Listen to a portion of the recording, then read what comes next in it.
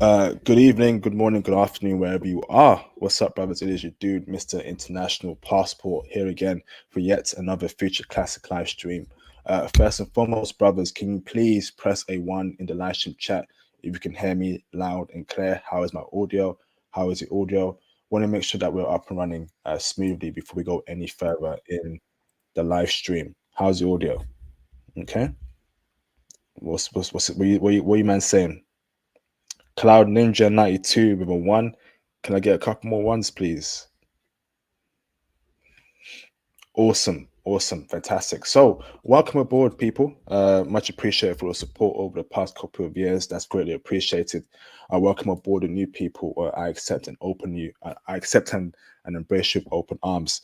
When you come in the live stream tonight, please press the like button. Likes are extremely important. Please hit the super chats tonight and the PayPal donations. Any donation will be greatly appreciated. Join the Patreon for more intel about Japanese women, Korean women, and Asian women, of course. And of course, join Cop the merch as well to support IP and the channel. Book your IT consultations to get into IT and IT mentorships via the platinum tier and the bronze tier on the Patreon. Fantastic. So let's get straight into it, brothers. So in today's live stream, we shall be doing a comparison between Tokyo, Seoul, and Osaka, three big cities that are very popular amongst passport bros. I got a very special guest here with me called Mr. Blue Jersey 1914. What are you saying, bro? You good? Yeah, I'm great, man. How are you? I'm doing fantastic, bro. I'm doing fantastic, bro. So, Mr. Blue Jersey, give us a brief intro about who you are, where you're from, and anything special about you. Well, my name is Mr. Blue Jersey. I'm from the United States of America, and as you can see, my tag is Blue Jersey. So I live in the state of New Jersey. I'm a high school teacher in the northern New Jersey area. I'm not gonna give you where because I don't know who's listening out there, but I've been teaching engineering and technology and computer science for the last 10 years. And by the way, book your IT session with IP right after this stream. I'm ordering you to do so. Um, I've been traveling to East Asia and been making observations of these cities, Tokyo, Osaka, and Seoul, for the last couple of years. And I really enjoy, reading, writing, playing video games, and all that. And yeah. Awesome, bro. Awesome. So, you've been to all three cities over the past several years, bro. You've been to Tokyo, you've been to Seoul, and you've been to Osaka. And the goal of this live stream is to, eventually pick one city that is the best for passport bros. So, how about we start with the first city, brother, and let's ask about your experience in Seoul, brother. So, you were in Seoul recently. Can you give us a breakdown as to how you found Seoul from the good parts first, and then after that, the bad parts after? The floor is yours. So yeah, as you know, IP's been to Seoul as well. He went, I think 2 weeks before I did, correct? Um, because I went Correct. in, yeah. So you went just before Halloween. I went during the first, between the first and second week of November. But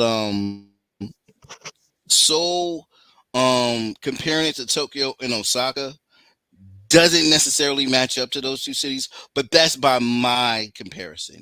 Seoul is your typical Asian city, but it has a lot of things to do. It has wonderful cuisines.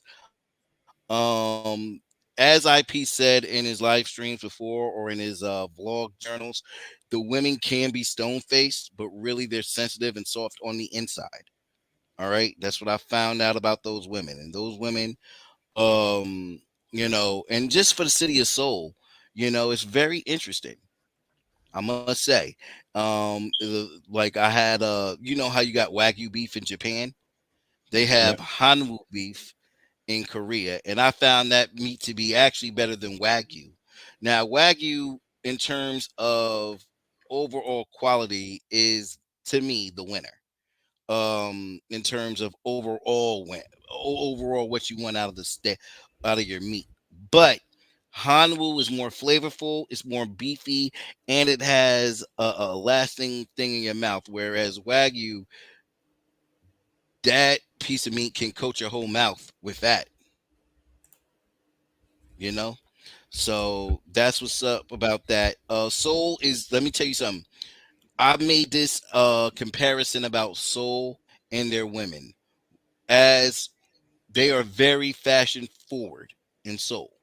I'm gonna repeat myself. They are very fashion forward in Seoul, but not the trashy feminist styles that they have in the West, like in Toronto, London, or New York, which is I'm right across the river from. They have they dress trendy, but in a feminine sense. Is that fair to say, IP? I say so, bro. Absolutely. Yep. That's a fair Yeah. comparison. So yeah, yeah. So I'm gonna put the comparison like this from Seoul to Japanese cities. Koreans are fashion first, feminine second, whereas they put whatever trends that are cool out there first. They are fashion forward. All right. They will outdress you and outfly you. But the clothes I didn't find expensive at all. You could go to Gangnam Station and if you got a shorty or whatever, pick up some clothes or whatever. The clothes are very cheap, but you won't go looking tacky. Whereas Japanese cities and Japanese women, they're feminine first and fashion second. So for a good accurate illustration of what I'm talking about, you'll see Japanese women wear the most girl. They have skirts, hosieries, and heels. They will not leave the house the majority of the time without looking feminine. All right. And then they put a fashion twist on it. Whereas Koreans, South Korean women, they put on they find whatever's trendy first and then they put a feminine twist on it. So I would say that's it. That would be the accurate comparison between Korea and Japan. There's so many things that I can go over. I will give you my overall analysis at the end of this live stream. But first impressions, Tokyo Seoul does not match up in terms of overall qualities that passport bros look for, as it does the Japanese cities, Tokyo, Osaka, and even Kyoto. But that does not mean that Seoul is not a good city for passport bros to venture to. All right. It helps if you know Korean and you know Korean culture, but there's going to be differences that I'll go into more live in this stream that'll help you better understand what goes on in Korean culture and how that stacks up against Japanese culture. Awesome. Awesome, bro. So interesting. So okay, so now you're making the comparison that Seoul isn't up there with Tokyo and Osaka. So it's kind of third tier, but it's still an experience to I would go say there, second essentially. tier. I would say second tier. I would say Tokyo and Osaka are first tier. Now, what I'm saying, but you got to understand the gap is not wide at all. Seoul is up there, but I wouldn't rank it ahead of Osaka and Tokyo. All right. And for experiences that you experienced, IP, and what I've experienced, I'll get into that more in the live stream. I don't want to spoil the ending, we gotta go, we gotta really cook here. So Of course, bro. I'll keep it honest with you. Seoul just I left leaving Seoul unhappy in terms of my options in women, in terms of when I compare how successful I was in Japan to Seoul, I wasn't happy about that. So now, from a black man's perspective, right, a passport bro, okay, who is seeking a wife and a woman, right? Obviously, we want it to be easy when it's compared to West. What city out of those three, brother, gives us that option? repeat the last part you said. So what city out of those three, sorry, which city out of Seoul, Tokyo, and Osaka will allow a passport bro to find the best woman? Let's say for wife, girlfriend, and in terms of ease as well, cold approaching, you know, meeting women. Break it down for us, bro. Okay. All right. So I'll rank it as third place recreational, second place dating and girlfriend, and number one wife and compatibility. So obviously number three here is going to be soul. All right. And the way I say soul is because based off the reason why IP is so disappointed here is because soul really didn't, soul so now don't get me wrong, Koreans do check for brothers, but not as much as they check for white Europeans. That's number one. Hmm. All right. And IP can back me up on that because what he saw in Korea is the same thing I saw in Korea. And, I wouldn't necessarily, it helps if you know Korean or you go to the spot where, that stuff is just accepted. But I was definitely getting recreational with a couple of Koreans. So that there. So, but that doesn't mean that Koreans don't like brothers because there's a lot of Blasian Koreans in Korea. You just got to find them, but they're not everywhere like Japanese Blasians. Japanese Blasians I can find anywhere, especially in Tokyo. But I'll go into that later. So recreational is Seoul. Dating and girlfriend. This is gonna be close, but I'm gonna give dating and girlfriend to Osaka. And the reason why I say Osaka is because I wouldn't say every girl is ran through in Osaka, but they're definitely not virgins. Hmm. All right. Yeah. I would say that they would have more. All right. Let's put it like this: Osaka has more virgins than a place like New York or London or Birmingham, where IP is from. All right. But they will give it up quicker and they're a little bit more carefree. If you go to Dontonbori on a Thursday night, you're gonna see cats drunk. You're gonna see Japanese lit. You're gonna see them talking junk. You may even see a fight between Yakuza and some drunk guy. Who knows? You can find anything in Osaka. Osaka is the equivalent of Atlanta or Los Angeles in America. This those two cities combined. And ATL has the hospitality and LA just has the glitz, the glamour, and the drama. So you get those two things and you put a Japanese spin on it, and that's Osaka. You know, so dating and girlfriend, women will definitely be opening up to dating you. If it's just they're the one night hookups is so real out there. Mm. So, it's just they will do it. And, that's the Japanese women's taboo. But I'm going to give number one to Tokyo. And even though if you go to Tokyo, some women can be very cold cut and coldish, most people in Tokyo are single, very, very single. All right. And a lot of them people, especially around the Yokohama area, are very closed to the rest of the world, Well, as what so do you to mean by say. that? Well, I was just say you got to understand this thing about Tokyo, and you've seen this. The majority of women are working the majority of the time. You'll be surprised at who you'll see come out of these clean office buildings at 10 p.m. at night, going to Mm. Tokyo Station or Shinjuku Station or whatever. But a lot of those people are single because they have no other life. And the one thing about Tokyo is that you're better off.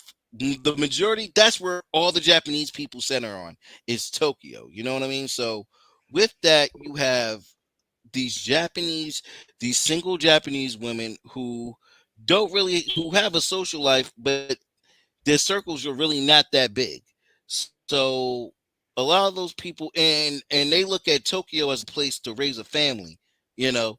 So it's like Japanese central, you know, and most people from Tokyo are not really from Tokyo. They're from Hokkaido, they're from Nagoya, they're from Aomori, they're from Nagasaki, they're from Sasebo, they're from Okinawa. and you got a bunch of Osaka, Kobe, and Kyoto in there. So those are the people that are wife material. Those are the people that who they're open to do it. You can find these people in a library or on the metro or in some other public place. If they're trying to go out, you're trying to meet them in a club somewhere. You may not be lucky, but for real, it's just a matter of you know you have greater chances in Tokyo than anything. So I would rank them three Seoul, two Osaka, and one Tokyo. Interesting, bro. Yeah, I definitely agree with that. I mean, Tokyo gives you the ease of meeting a city woman, right, who actually was born and raised in Tokyo, or a countryside chick that moved from Aomori, Nagasaki to Tokyo. Yeah, I definitely agree with that, bro. Osaka, I will admit, it's a very open city. Women do get down like that in Osaka, which is why I don't really like it that much, bro. Because obviously, if you're looking for wifey, you don't want to cheat that on one night stands or had a train run on her. God forbid. I think Osaka women are most likely to have that kind of features. Maybe have a train run on them, done some freaky stuff. I don't want that, bruv. So interesting there, brother. So what about in terms of how you are treated as a black man, right? In terms of human rights, in terms of dark-skinned black men, how we trade, what city brother accepts black men the best, in your opinion? Ooh, that is a good question. I would start off by I'm gonna give a tie here for second place for Tokyo and Seoul because they Oh, virtually so treat us the same. Yeah. mm, Well, all right. okay. All right. Let's just say Seoul is third, but not far away from Tokyo. I got treated pretty good in Seoul. All right. Except for one time, and I'll tell y'all guys a little bit about that later. But really, I wasn't really, I really didn't feel prejudice in Seoul like that. But that's just my experience. I know you've had a different experience. I would put Seoul last, if that's the case. So Seoul is last. Um, Osaka, no, Tokyo would be next, and Tokyo, once again, it's the people's personality. So I got treated good in all three places. All right, but if I'm just speaking off of a black man's experience, Tokyo's there. So Tokyo really didn't bother me that much. I'm gonna go with Tokyo with that. All right, Interesting. and Osaka, and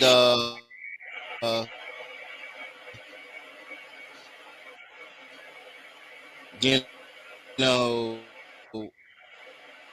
there you get treated like they love gaijin, which is foreigners, and they love, like, I went to Kobe. They treat you good.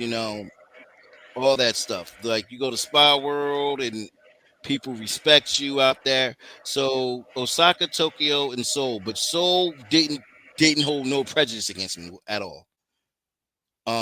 It's just the fact that you know there's a colorism thing with Seoul, and I really didn't sense it, but I could see it a little bit.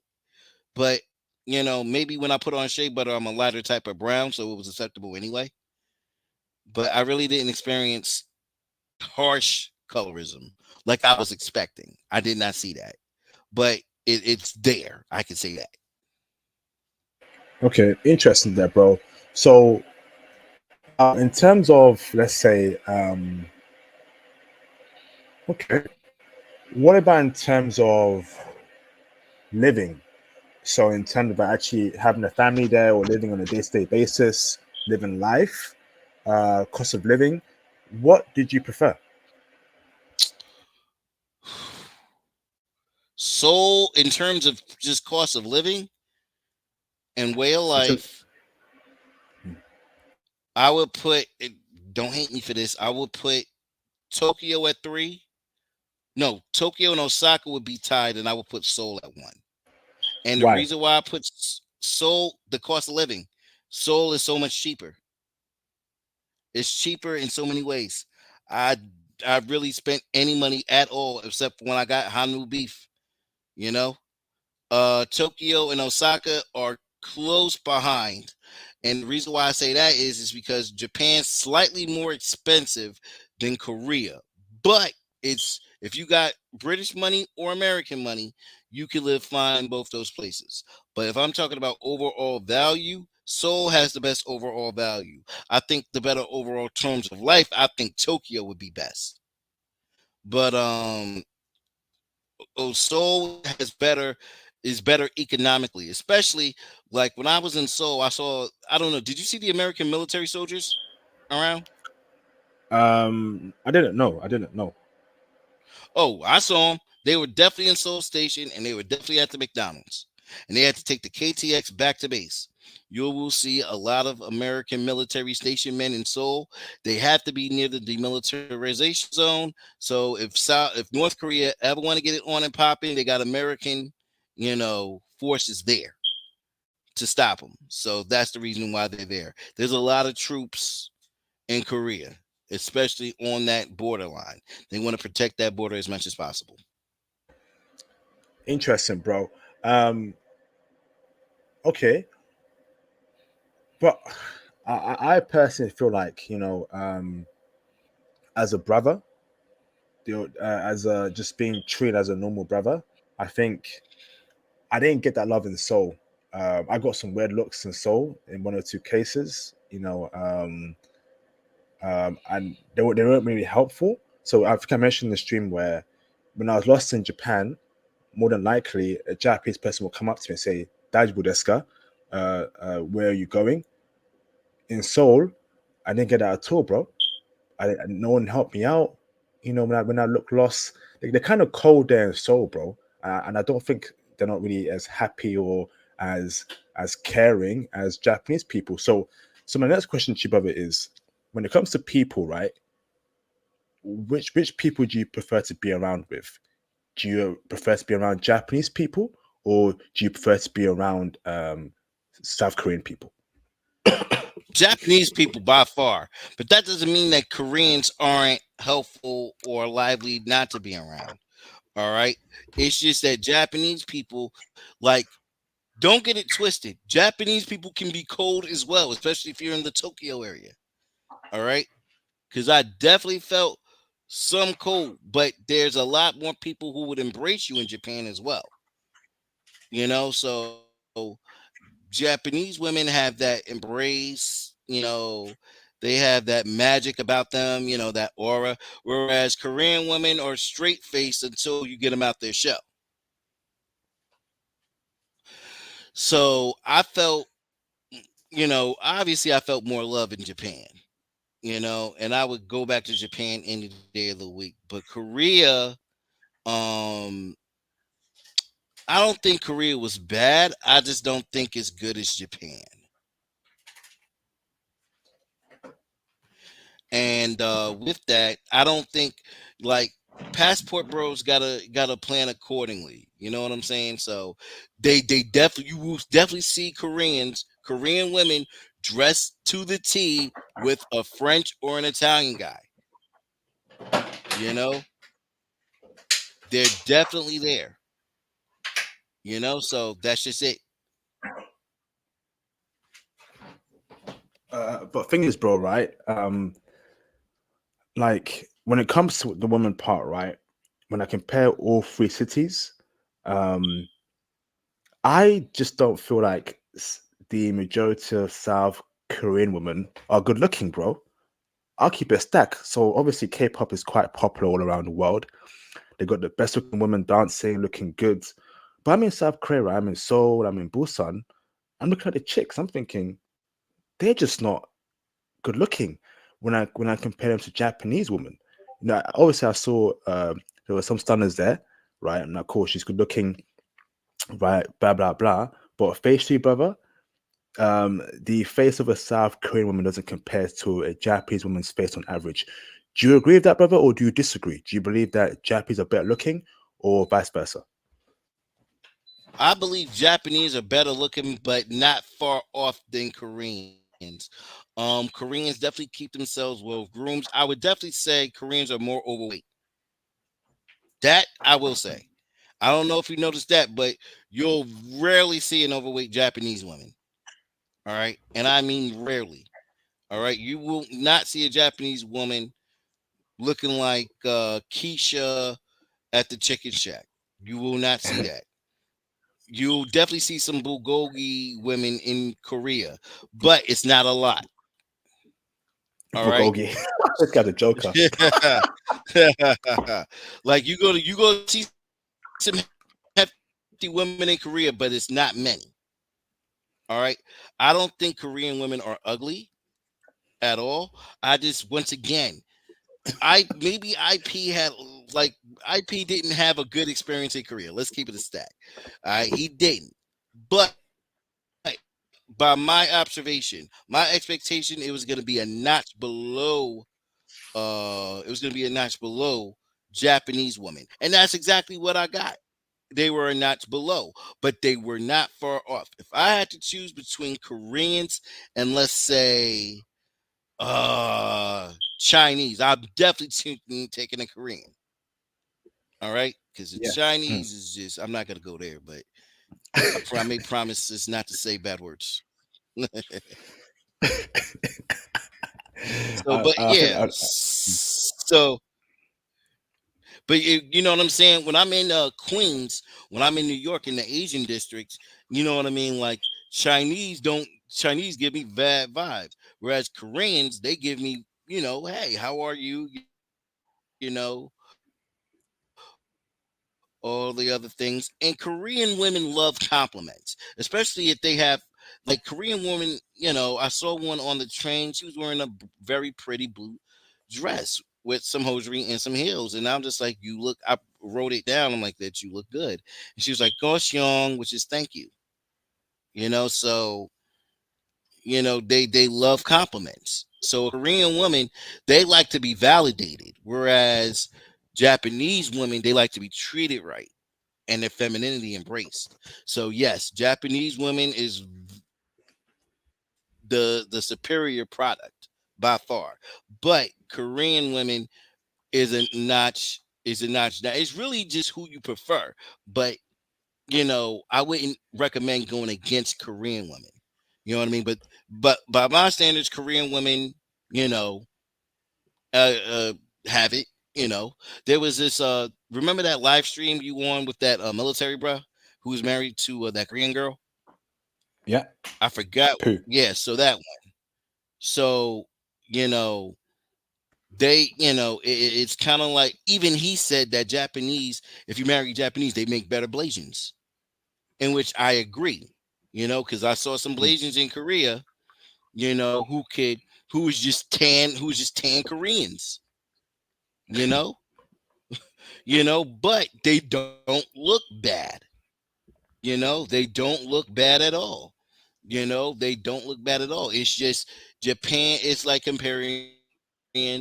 like comparing a a prime steak that's been sous vide and a Wagyu steak. Both are tender, you know, but overall, Wagyu's just a more superior product. There's nothing wrong with going prime. It's still going to be nice. It's still going to be juicy, but that Wagyu tenderness is all natural, and it's going to lead to that better steak. You can make beef like, have you ever made beef Wellington? IP, No, I haven't. No. you never made it. Okay, so beef Wellington is usually made with a Chateaubriand, which is the meat that is used to make filet mignon. All right. Mm. When I make a welly, you know what I'm saying? Which in England, you've had beef Wellington before, haven't you? I know you've had. You know what I mean? But I think so. I'm not sure, but I think so. so basically, that's beef. You know what it looks like then, right? Yeah. It got the pastry and then the meat in the middle. So I can make a Chateaubriand in the States, a nice thick one is gonna cost you damn near around $150. So that's gonna be 110 pounds. All right, in British Damn. terms, Mm. I could get that same. I could get better flavor, more tenderness, and just a more flavorful Wellington if I got a Wagyu, but not a Chateaubriand, but an eye round. An eye round on a cow is the toughest meat that you can get. It's basically the meat they make stew with and shepherd's pie with. You know what I'm saying? So if you eat that beef and potato stew that they be serving in the pubs in England, they use the eye round. So that's the muscle where you use the most muscle at. Um but what was I gonna say? Yeah. But I could get a Wagyu eye round for 60 or $75, which is about 60 to 55 pounds. You know, and it's a better tasting Wellington. It's a better tasting product. It's just overall better, and it's cheaper. That's the way we're comparing this with between Koreans and Japanese. You know what I mean? Japanese women are more natural with their femininity. They just, you know what I mean? They just raised different. You know what I mean? And that's why millions. That's why you're going to see in the future a lot more Blasians. You know, there's Blasians all over the place in Japan. Like all these British, Ghanaian, uh, females I be seeing on IG. Ghana to the core, British to the core, their dads, but their mom is super Japanese. And Mm. they're Japanese by default. And they learn English from their dad. So they'll go back and forth to Africa, but that's neither here nor there. So yeah, I would definitely say, yeah, of course, Japan is the more superior in terms of the question you asked. What about body? Osaka, Body? Seoul, Tokyo, body wise, in terms of women's bodies, who has more curves, slim, thick? Did you prefer the South Korean body look or the Japanese woman body look? Oh, Japanese, definitely. I told you, you got some big women in Korea, man. The bulgogis, god dog it. God. Man. But there's not. But there's you like. I don't want brothers to go to Korea or get discouraged from Korea. Korea is an excellent place to visit. All right. I don't want this. I don't want y'all to be discouraged of what IP experience because a lot of y'all brothers can get play out in Korea if you know to do the right things. But with that being said, Tokyo wins in this category by a long shot. And really, the women everywhere look good. You know what I'm saying? They got definitely more thin women in Seoul than bulgogi women, but Tokyo in this case definitely wins because they're literally everywhere. Seven, eight, eights, nines, and tens everywhere you look. It's like you know how you go to the Western country, you see like a bad woman, you be like, damn, she fine, you know? But you're thinking in the back of your head, dang, she probably talked to this dude, this dude. She you're already giving yourself a reason why, it's gotten so bad in the West that you're already counting yourself out. Damn. But I would definitely say Tokyo wins in this because there's a buffet of women everywhere. Like any type of Japanese woman you want, mixed, super Japanese, light Japanese, all types of Japanese.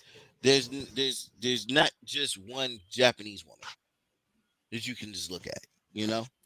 All Mm. types. So and then the body shapes themselves, obviously. I'm not even gonna go there, you know. It's there. Okay. So Awesome. Tokyo wins. Okay. Okay. Now, are there any parts here that you didn't like about all three cities that you want to break down that made you dropping down the list? Could be, I don't know, other things that I've not mentioned, brother. It's not. I can't say like parts about the city. I can't say. I could tell you why I don't like certain certain things about a city, but parts like I live in Newark, New Jersey, dog. The hood is right outside my window. I've never like you're not gonna beat this type of hood unless you're in South Central Los Angeles or the South Side of Chicago. All right, this is pretty much. I live good. I live comfortably, but not the people outside of me does it. So, that's just that. With that, I would say in Tokyo that the Kabukicho, Yeah. the red light district, um, that could be filled with hoodlums at times. With the yakuza and everything, they run these little strip clubs down there. Osaka, um, there's not really a place that like you just gotta avoid certain parts and Dosambori at a certain part of the night, because that could be filled with hoodlums and crying Japanese women. Um, and Japanese women running for their lives, going trying to go back home. But you know, you see some Yakuza or some hoodlums outside of there, but they're really not dangerous at all.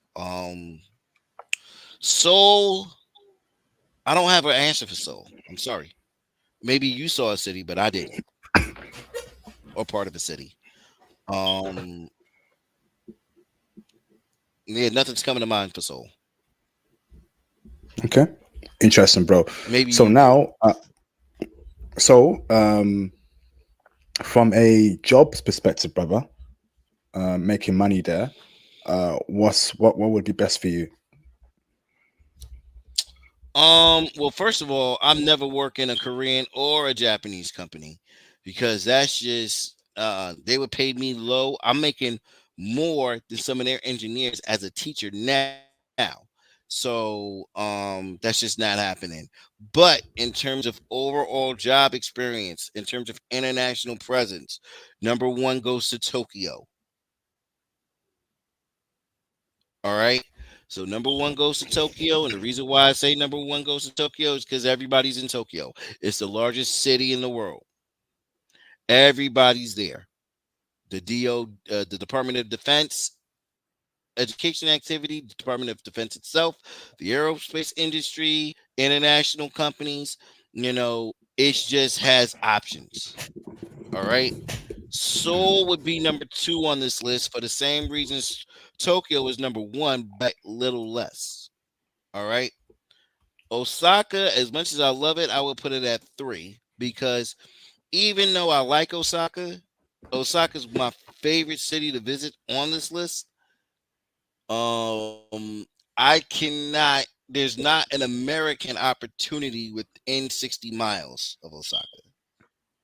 So if I were to move over there, it would be for the military and the United States military. Do they got royal forces in Japan? Yes, they do. We got the royal forces. Do so. Do y'all do like the Americans do, and just bring your families over there, or have like your own bases? Yes. Okay. So I don't know. So based off of that, I don't Osaka doesn't have a base near those areas, and Tokyo and Seoul does. So unless you plan to work for a Japanese company, Osaka is really not in the picture. But you will see some military down there, but it's strictly for vacations only.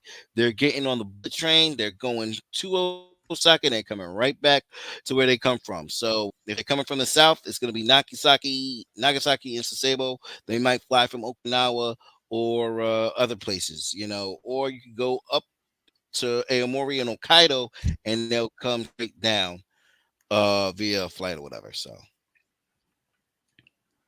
Awesome. Awesome. Awesome. Um, okay. Now let's wrap it up to the part where, you know, um, number one, two, three, and tell us why, bro, in your opinion. So we got to find out a city that's great for East Asia. I'm looking for cost of living. I'm looking for great job prospects. I'm looking for cooperative, easy woman. not easy in the sense of bedroom stuff, but easy in terms of cold approaching, getting love from them. Ain't got work hard to get women like we do in the West. Just easy. I like you, you like me. Let's go on dates. Going well. Several more dates. Now we're boyfriend, girlfriend. You know, um, things like that, brother. I want to know about in terms of infrastructure. Moving about, trains, buses, etc., etc. Enjoyability, maybe arcades, maybe partying, things to do every weekend. I'm kind of bored of the UK. I think it's just getting more boring every year, brother. So from 1 to 3, brother. So brother, from three to one. So 3, 2, 1. Give us your ranking, brother, of these cities, brother. Tell us why.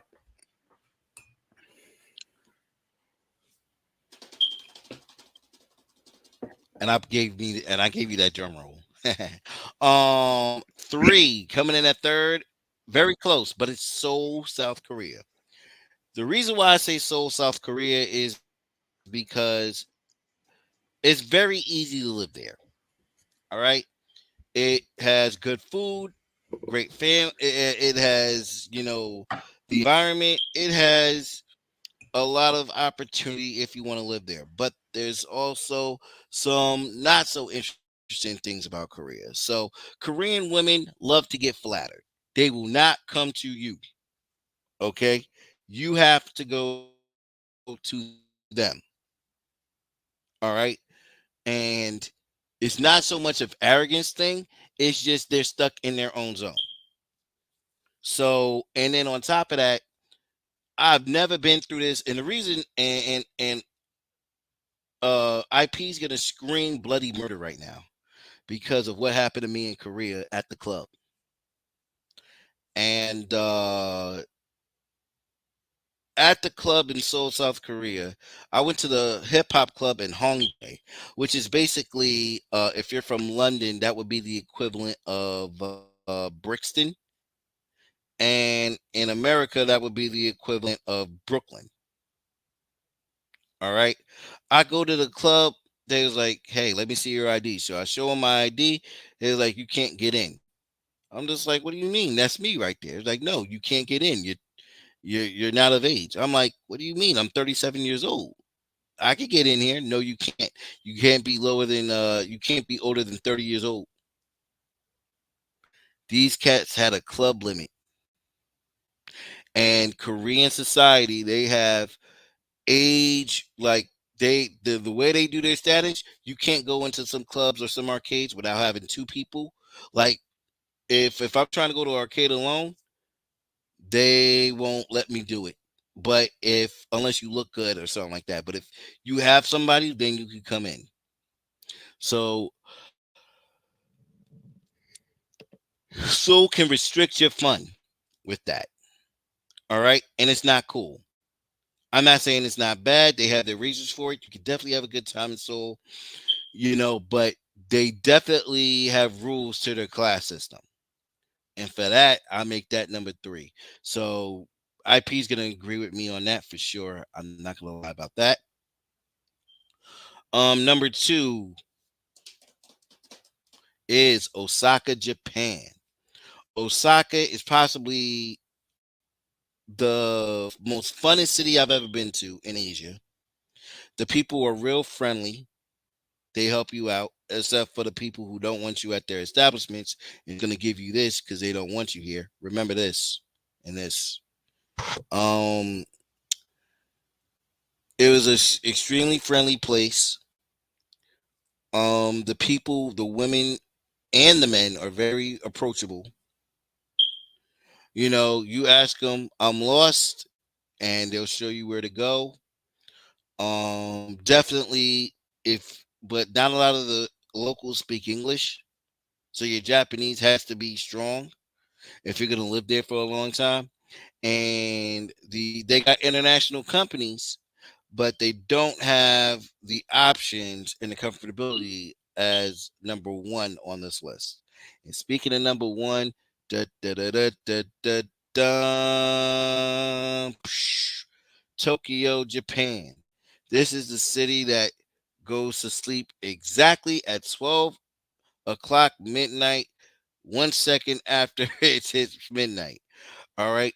But the options, the women, the ambiance, what to do, the affordability. You know what I mean? It's more expensive than both those cities I just mentioned. But if you're coming from a city like New York, if you're coming from a city like in the UK, London or Birmingham or Manchester, or you're coming from Atlanta or Los Angeles, those cities will help you out a lot. And the currency should help you out a lot too.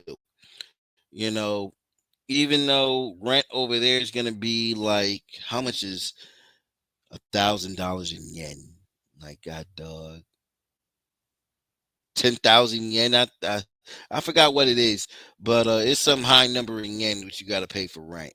But it's I think it's like somewhere around like 100,000 yen in rent. But it's gonna be cheap rent for us. And Tokyo is where most Asians raise their family anyway. So for that reason, I got plenty of military friends who live in the Tokyo area. They love Tokyo and they're not going to leave. So Tokyo is my number one. Amazing. So, brother, what was that hand symbol you done that they give you an establishment so they don't want you there in Osaka? Huh? So, what was that hand symbol you done that they give you in a talk? Okay, I see. Interesting. Okay. All right. Thanks for that, bro. All right, brother. So y'all can call in. Y'all can call in, and if you agree or disagree with the brother, now's your time. I've got a super chat here. Shout out to Mr. Demswood for the £2 super chat. Appreciate you, bro. I saw Godzilla smashing Tokyo. Save your. Demswood, what's up, bro? I saw Godzilla smashing Tokyo. Save your. You're a joker. Hey, I love the Godzilla movies, man. Uh, Shout out to Demswood, man. That Bleach reference there too. All right, awesome. Y'all call in, man. Hearing this, man, I gotta get out the Matrix, man. I need to leave the UK. Oh my gosh, I flipping hate this place. It's just when you experience what experience in Tokyo, you just now you see how you bad you are UK you are and America dead is. set again. Well, we gotta. Well, before you guys call in, is people hitting the chat? Is people hitting the super chat? All right, Nope, all right. There nope. you go. Yes. What was I gonna say? Yeah, y'all better hit the super chats. You know what I mean? But what was I gonna say? We got to do a show. Me and IP will come back. And Demswood, I need you to be I need you and Theo to be special guests on this show. We talk about Seoul and Tokyo, East Asia so much. We got to do a show where we comparing these broads in America, UK, and Canada, and just like we rank cities, what was best in the creme de la creme of Asia. We got to do this. We got to do the worst of the worst. Which country is the worst for this, and this? Stay tuned. All right, because that's coming up definitely. Because we talk about Asian women so much and Asian culture so much and other cultures. We got to talk about you got to talk about what we're running away from. It's, all right. And I need Canadians input. I need British people input. I know the Americans are gonna get in here. You know what I'm saying? Uh oh, this is my food. So hold on one Okay, second, guys. I'm I'm gonna gonna put take you a on mute. 2-minute break. I'm gonna put you on mute, okay? Take it easy, bro. All right, so all right, let me clarify this, right? So I don't hate the UK. Sorry, there's just some parts where I don't like about it, you know, in terms of how the women behave, how brothers are treated, how it's very hard to gain wealth here in the UK, you know, um, just how things are, bruv. Like when I was in Tokyo earlier this year, I felt so man, I felt like I was in a different world, you know? I was like, so I've been missing out on this magnificent culture and vibes, right? All my life. You spend one day in Tokyo, it will shatter your reality, man. I'm telling you, Japan as a whole, bruv, safety, cost of living. I'm not saying Japan is perfect, but it's damn right better than the UK. You know, it's bruv, like, oh my goodness, man. I'm getting really frustrated with this country. I really am. Shout out to Mr. And do you know what, right? Like, not every country is perfect, right? But you would at least expect the woman to be cooperative, right? I can deal with, horrible weather. I can deal with, you know, just nonsense in the UK if the women were cooperative and there were options here. Brothers, the women here are just I have no words for it. I don't have any words for it, bruv. The women here are just I want to keep it PG, right? But we're men, bruv. It should be easy for us to get women, right, just by how we dress, how we come across, how we're raised. But even that's not enough.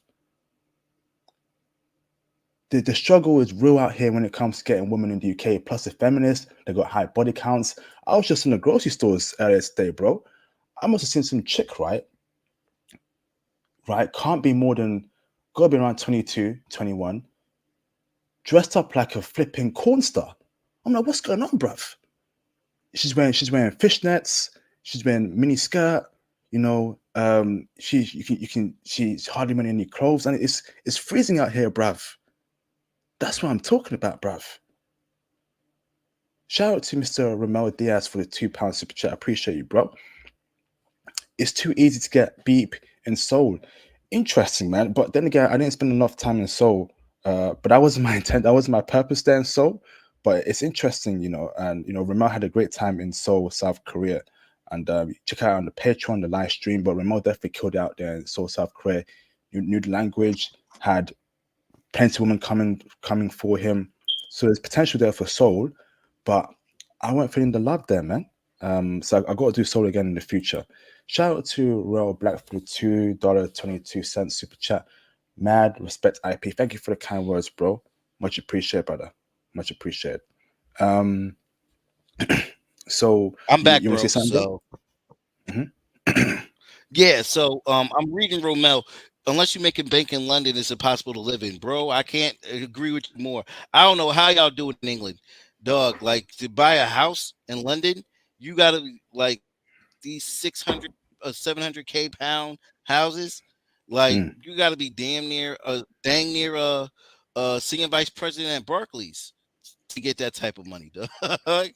You know what I'm saying? But I still say that like we got to do a separate show for this because I want to hear Romel, I want to hear Demswood, and I want to hear Theo. Those are the three people I want to hear from, and about about the differences, like the disgusting Western culture that we live in, especially in the UK, Canada, and the United States. I still say the United States is the worst one of them all, but that's just me. But uh, you know, it's So we, it's it's so we, so it's so we got to do this, brother, right? America versus England. Which country is worse for possible, bros?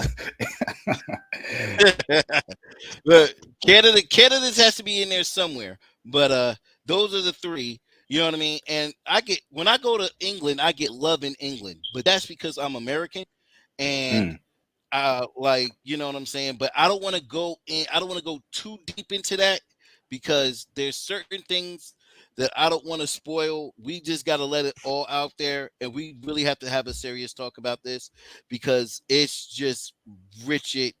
It's just freaking ratchet in America, bro. What's that? I Oh feel you, bro. God. So But let's call it about Asia right now, though. That's the only thing I want to talk about. Um, let me add here, Romel. right?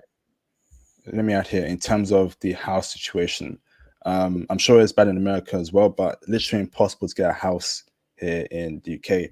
Like most of my friends I have a house of property. They got inheritance. Granddad gave them money, parents gave them money, but I'm not privileged like that, bro. I've had to, come from poverty and build myself up. So my parents will help me out. My parents don't help me out. I can't go to my parents for a bunch of cash, get a property. I've got to do it myself, unfortunately, you know? So, and that's why I want us to build ourselves up to the point where our children don't have that same issue that we're having currently. Okay. Because obviously all my, all the white people I know, all the Asian people I know in the UK, they somehow get a property because their parents help them out. Parents, give them some cash or they get some inheritance. I knew a white chick, right, got a, what was it, an 80K inheritance, just like that, bruv. And I'm like, I don't come from a family like that, man. So I've had to put myself up, you know, to, you know, to break out of poverty, you know. So, and that's why it's been hard for people like in my situation to get a property, buy it like that. That's why crypto, IT, building ourselves up. So we want to be in the right position. So when things pop off, man, we can actually build ourselves up, invest crypto into real estate, etc., etc. I'm tired of it, bruv. Like UK is just not a society where it's fair, and I'm sure in America too, but it ain't fair as well. White Americans, Asian Americans, in Chinese Americans, they got long money compared to Black Americans. You know, Black Americans they went through slavery, Jim Crow, institutional racism. Chinese, they never went through that. Chinese or Indians or the Arabs or the whites. You know, the cards are really stacked up against us. The chips are really stacked up against us. But I can't emphasize how the system has really screwed us over, man. It really Onassis has. asked a question. He hit your super chat. He gave you $2 Canadian. What do your guests think about Toronto? I've actually spent my birthday in Toronto, and I got a lot of love in the TO. You know what I'm saying? Do not get me wrong. Toronto's Mm, very feminist as well. It's just the fact that I'm from the New York City area, and a lot of them cats go up there for Caravana and all that. So I went. My birthday was on October 14th. I was in Toronto. Partying up on Young Street. Went to Shinta's, if you know where that's at. That's on Young Street. Got me mm. some Japanese Wagyu. Ate all that fat. And just have like I go to Toronto and party all the time, but you also got to understand that you know it's like feminism, Canadian feminism and American feminism are two different types of feminism. Yes, they believe in being free. Yes, they believe in all the nasty stuff that we hate about feminists, but American feminism is just a different beast. You're taking all those negative things about feminism and then multiplying that with capitalism, you know? So, like paying for poom poom. You know, these women will literally sell their poom poom and actually make a business out of it, like a legit business, not in a way like, you're just selling pussy and that's it. Oh, sorry, or selling Box, poom poom. box. Mhm. Yes, selling the box and that's it.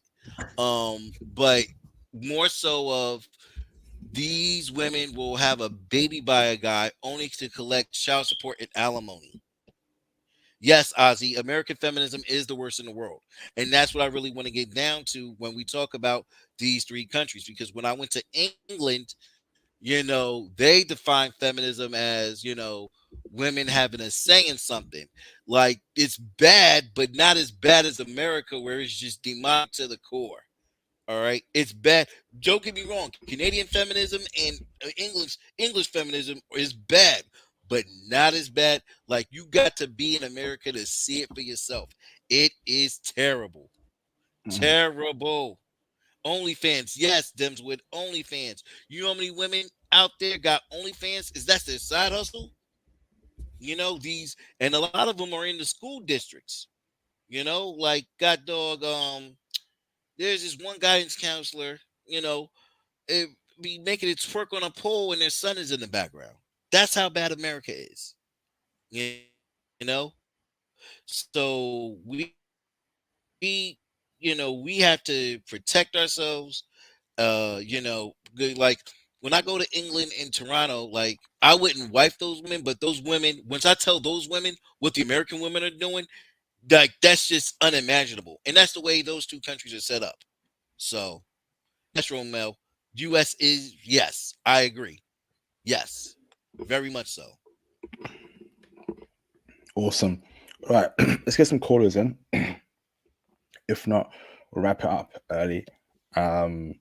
Make sure you get your questions in the super chat. If not, call in. And yeah, but interesting conversation about Asia. So let's get some questions about Asia. Those three cities, and yeah, have a great discussion, man. Yeah, Interesting. call in. I'll be glad to answer your questions. Um, Romel Diaz, for real, Nihon could be our Mecca. That's what I was telling IP the other day. Yes, Japan could be our Mecca. Like I'm telling you, the number of Blasians that you're gonna see uh within the next couple of years will exponentially rise.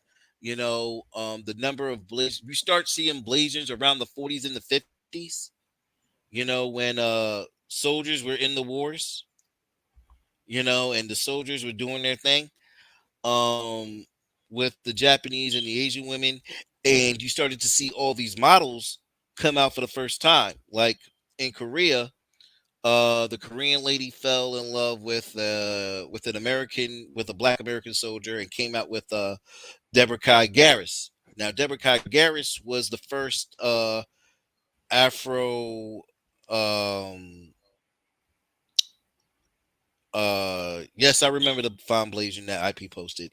Was the first like Korean model of any Korean descent to grace the Paris runways, but she was black and Korean. So, you're gonna see a lot of Blasians within the next 20 years. You're gonna see a lot of black and Asians. When I go to Toronto, as a matter of fact, there's Japanese and Caribbean communities up there. Like you'll find more Japanese in Western Canada, like Vancouver. That's where they're at, and Yeah, like yeah. Richmond, and but they all want to go to Toronto eventually, and you see a lot of Jamaicans and Japanese getting it in. So we got some we I just got got a, some callers. I got a caller. Remote, can you turn your camera on in the You know what I'm background, saying? please? That is remote. Yes, that is you. Thank you, brother. You are confirmed. Vancouver. Oh my, I miss Vancouver as well, bro. Vancouver. You been Vancouver, Blue Jersey? I want to go. I want to go real bad. I haven't been to Vancouver in a minute, but I do plan to go to Vancouver. Yeah, I need to So, go there but again. I'll go to Richmond to see how the Canadian, and actually you have a lot of Koreans and Japanese moving to Vancouver, um, that area, and they act just like they do back at home. So, Canada, they're not bad. It's the Americans. Who's that? Yeah. Is that Romel? What's going on, Remote? You good, bro? Konnichiwa. How you doing, guys? Konnichiwa, What's going on, konbanwa. bro? Konbanwa. Genki desu ka? Genki desu. Hey, Japanese. Hey, you getting better Japanese, huh? I'll try, man. Demo mada jozu jarimasen. Sugoi. I said I'm not that good yet, but I'm getting there. Wow. Are you doing Japanese? Is it once a day with your tutor or once a week? Man, my tutor's on holiday, so I've just been self-learning for now. Imakara ore wa gochi desu. I said from now on I'm Japanese. Oh wow. You're getting good, Remote. Very Yeah. good. What book are you Respect. using? What book are you using for Japanese? So right now I'm using Pimsleur. I use Pimsleur to work on for my speaking. So Pimsleur's for my speaking. And in terms of books, I'm using Japanese from zero for the grammar. But I'm Good mainly man. focused on speaking right now. Sugoi. Well done. Keep going, bro. Nice one. Respect, bro. My brother, Blue Jersey, how are you, sir? What's going on, bro? How you doing? I'm very well, man. Very well. Wanted to pick your brains a bit, man. I have a few questions about Japan. I'm super interested right now. Sure. So yeah, brother, I've You done cutting in China. and out, but I'll do that. Okay, I've done China, lived there, done South Korea, And it's like every time I live in a new place, it just gets better. Like China was cool, Korea was even better.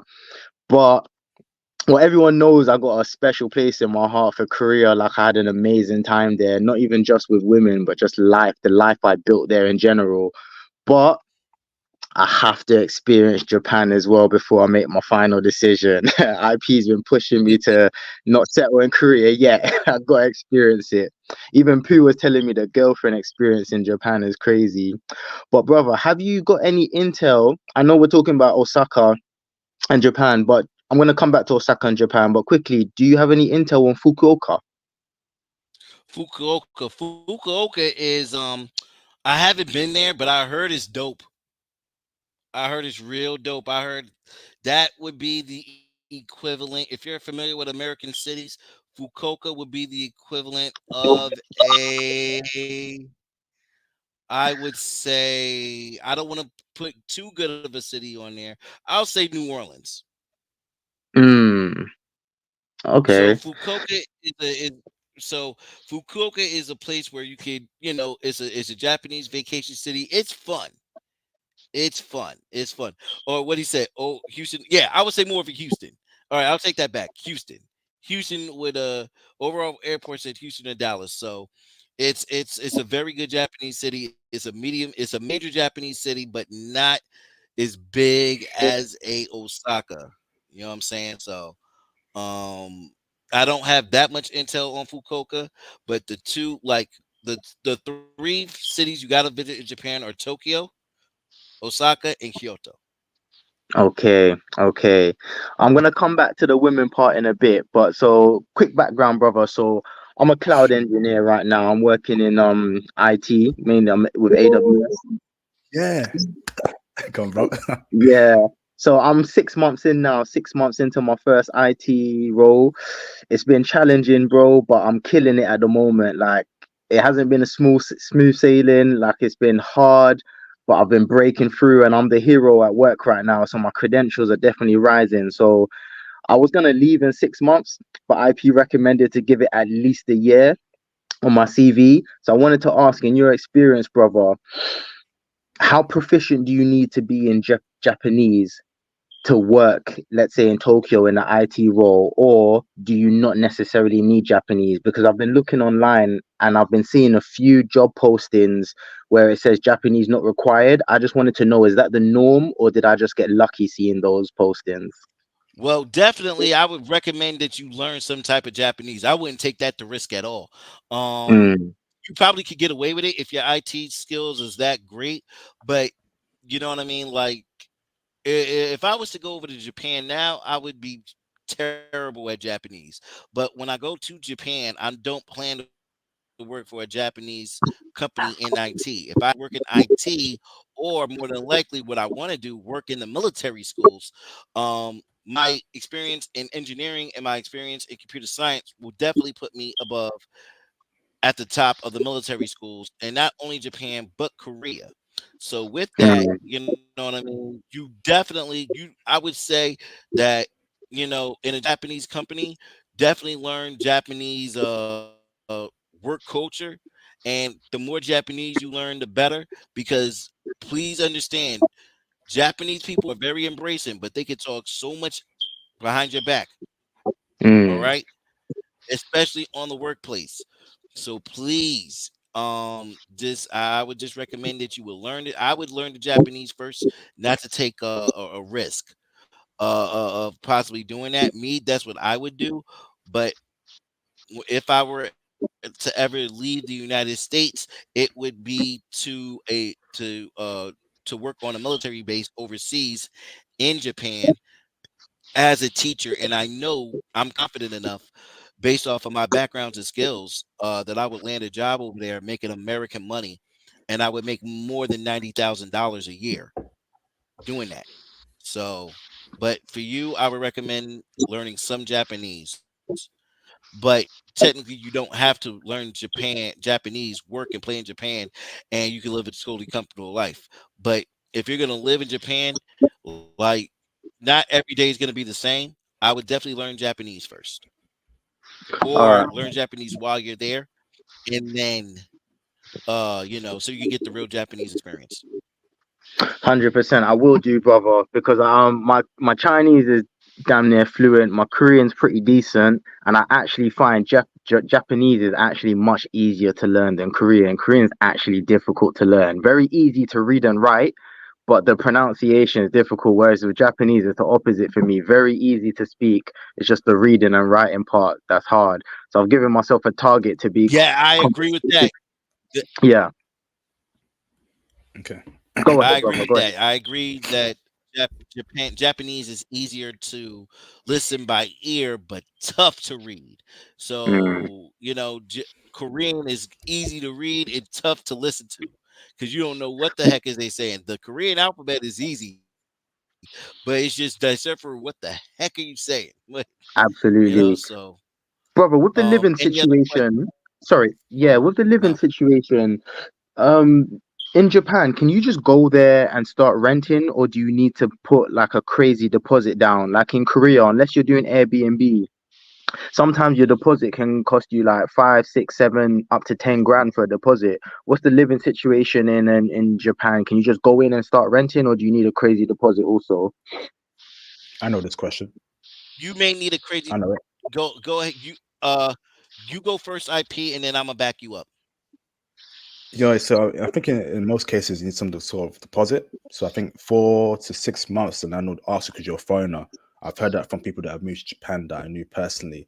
Um, yeah, in most cases, brother, be a deposit of 4 to 5 months, 4 to 6 months. Sorry, brother. Mm, Yeah, and interesting. not All right. only that, Romel, I want to say this. Not only will you need that deposit, that apartment better be spick and span. And I mean the exact way you left it before you move out. Because let me tell you something, Japanese landlords are some of the biggest cheapskates on the face of the earth.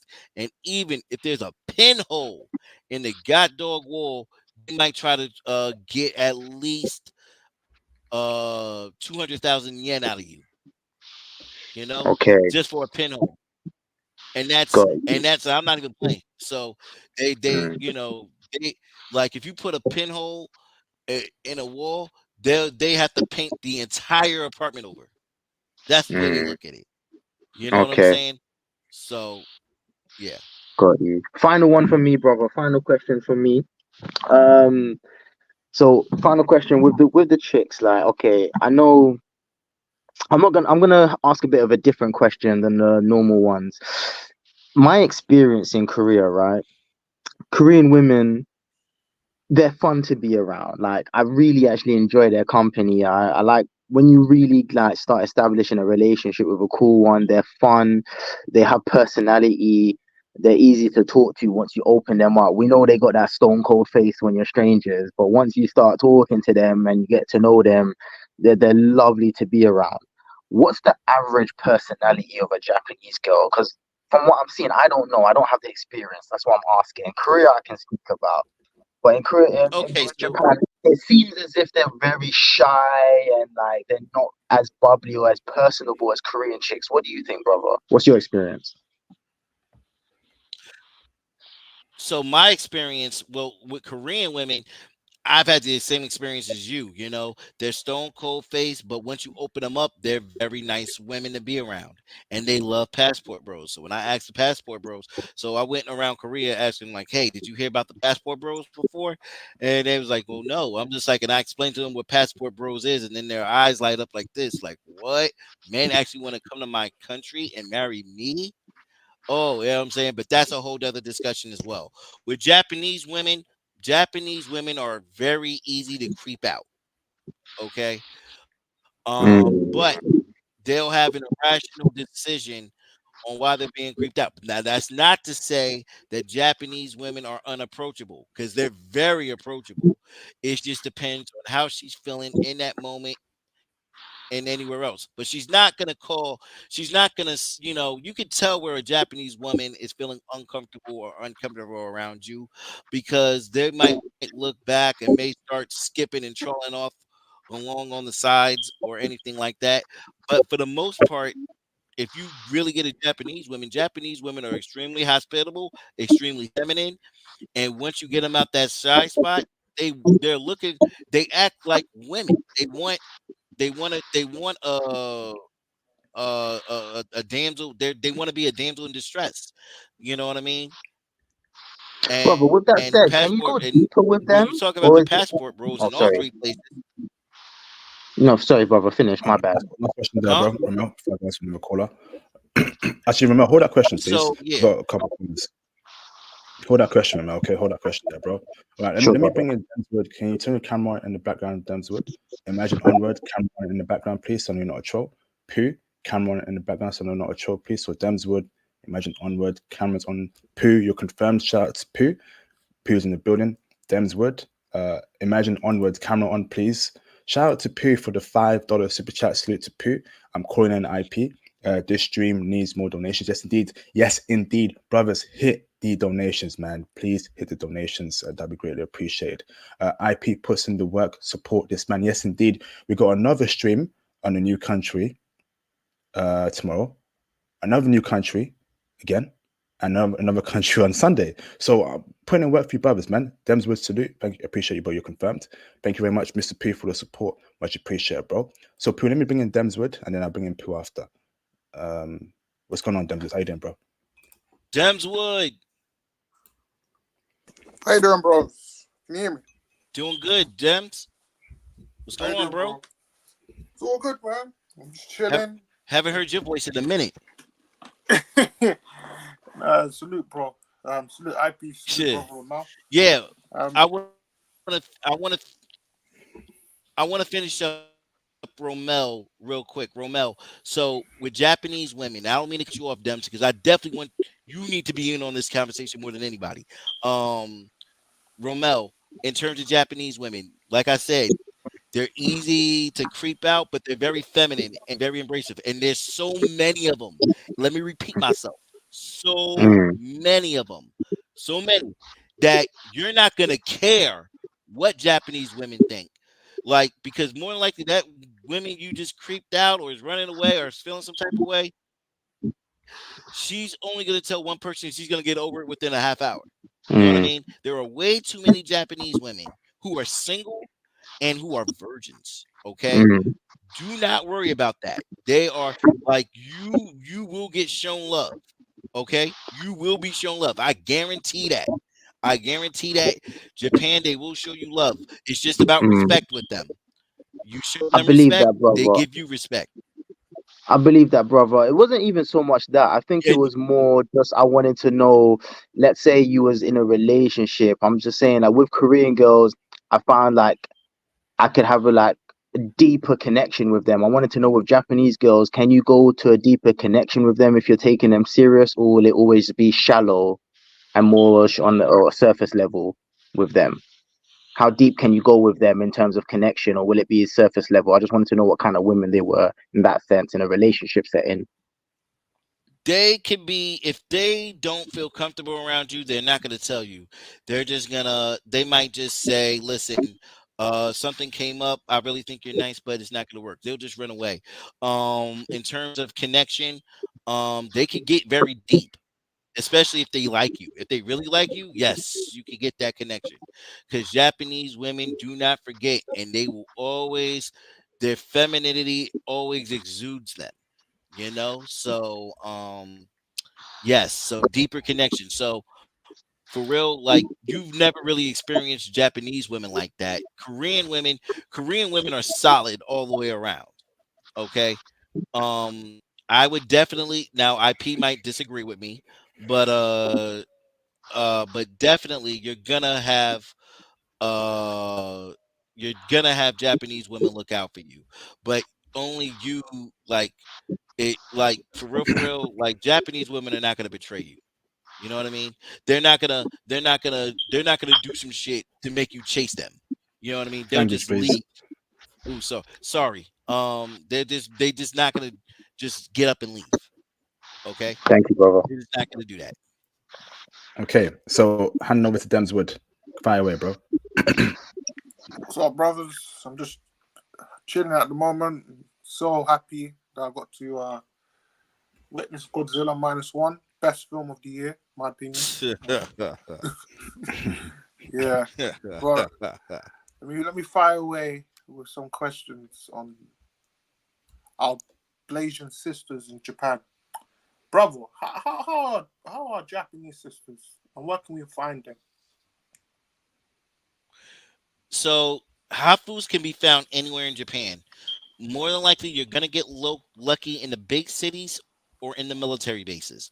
Now, with that being said, you would want the ones um that are not American influence. So the ones who Hmm. are not American influence are the ones who are mixed with African and Caribbean blood that just act like regular Japanese in cities like Tokyo, Nagoya, Osaka, Sasebo, and the like. Military bases is where you find a lot of these hot foods at too. But there's a difference between Japanese minded Blasians and American minded Blasians, westernized Blasians. They're definitely there. I got a frat brother in Tokyo, his two daughters who are very lovely, beautiful Blasian women, but they act and talk American. They speak Japanese because their mom's Japanese, but they act American. Okay. So they don't do as many things as American women do, but they're still American to an extent. So they still listen to City Girls. They still listen to Nicki Minaj. They still call themselves bad bees, you know, and all that. So those are the most disappointing blazons of them all because all that beauty, all that natural, beautiful caramel copper skin tone with the chinky eyes and the lips, all for nothing. Like if you Yep. try to date a yep, and if you try to date a Blasian in America, I got a homegirl in Las Vegas. She's Nigerian and Korean, but every guy tries to get at her, dog. You know, so you gotta. Every guy tries to get at her. She ain't got no. She can just run game and just call it a day. You know, and they act like black girls in America, and because they are around these type of people in America. So with that, you definitely, if you're searching for Blasians and in these areas, and that's in Korea, and my man says, Tensuke says, stay away from Tokyo. It's too Americanized. I would say that Tokyo embraces Western culture, but they definitely have some Asian-minded Blasians over there. You want to stay away from the military bases. That's like who's inundated with America. You see America this, America that. Da, da, da, da, da, da, da, da. Now, if they were raised in Japan, they have a little bit more value. They have more of a meritocracy system because their dad is military and they grew up in Japan. But when these cats get to America, they're no different than your average black woman. Tricks everywhere, simps everywhere, lame the clowns. And even in Japan, the guys, if you're around the Afro Blasian, more than likely you're gonna see the goofy African dude, you know, the scammer from Nigeria or something like that, always around them, So but those are the people you want to go for because all it is takes good game. So avoid Okinawa. Yeah, Okinawa. Not all of Okinawa, but dang near all. Yeah, I would say avoid Okinawa too. But Okinawa is a beautiful prefecture. So it's a beautiful island, but it's very yeah. You got to understand the mindset of the Blasian. The Blasian is trying to. It has identity crisis because she is black and Asian. But if she thinks Asian and not American, you're good to go. That's what I am hoping for, bro. Because I watched one interview. It was on one Japanese channel. I won't mention his name, but it's pretty popular. It's very popular. Um, it was just from one Japanese sister. She said this was very refreshing to hear. She said, I'll post a video on the Discord. She said she experienced the American culture and the Japanese culture, but she would never want to raise her children in America because of the culture, and she experienced more bullying in America than in Japan, which says a lot in my opinion. So yeah, I think, but this sister was in a village. So should we aim? to find them in villages as well. Yes, absolutely because my thing about Japan, and this is something you got to take too, Romel, is that the more country they are, the more open they are to relationships. You know what I mean? Because they're curious about you more.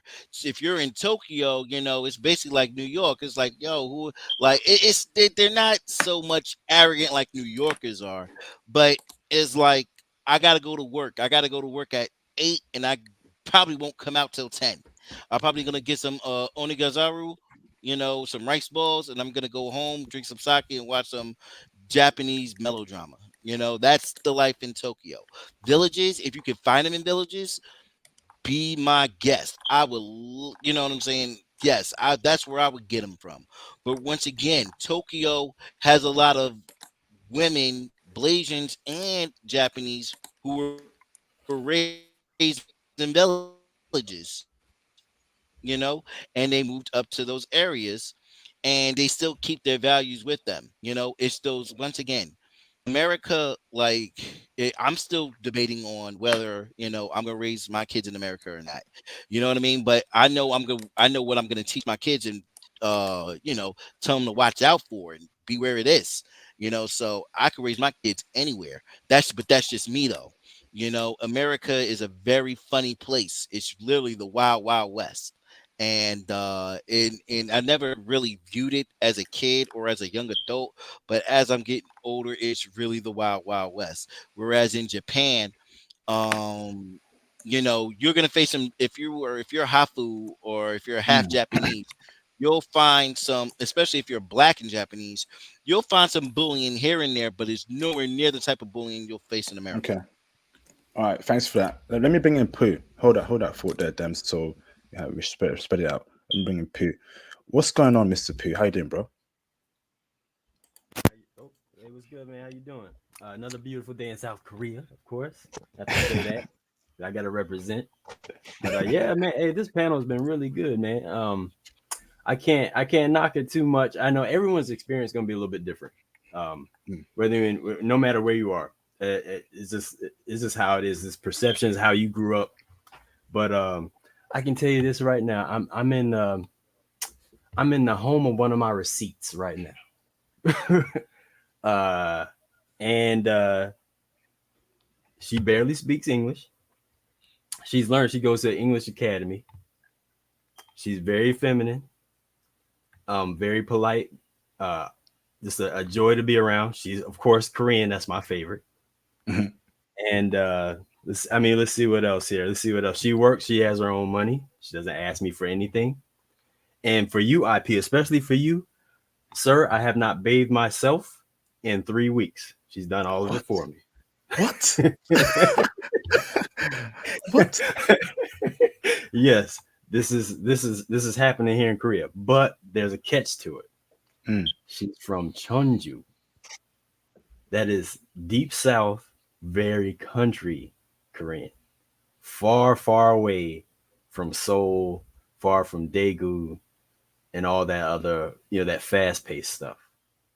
There's something to say about the more modern, the more upscale things are. It seems like the message is getting spread to the women. Like, and you deal with women in Seoul, you look for trouble. Number one, if you date one woman in Seoul, you might as well be dating five other people, because she is. Guaranteed. It's just how it is. It's more fast paced. I It's agree with more, that. yeah. It's more it's almost a speed dating process that you gotta don't even have a heart. Don't even have a heart. Just bring yourself to the table. Hey, be very active in how you choose to vet these women. It's not a game. But yeah, hey, she's even putting lotion on me, bro. I thought about you while she was lotioning me. I started laughing. How old is she? How old is she, brother? She is 28. She's 28 years old. No kids. Has worked, went to school. A lot of the women here, it'd be hard to get it. to deal with a woman that's in her early 20s, like I've hollered at a few, but they're definitely on that kid stuff. They still want to hit the club really, really hard, and you know what comes with that, because they hand out roofies like Tic Tacs out in Korea.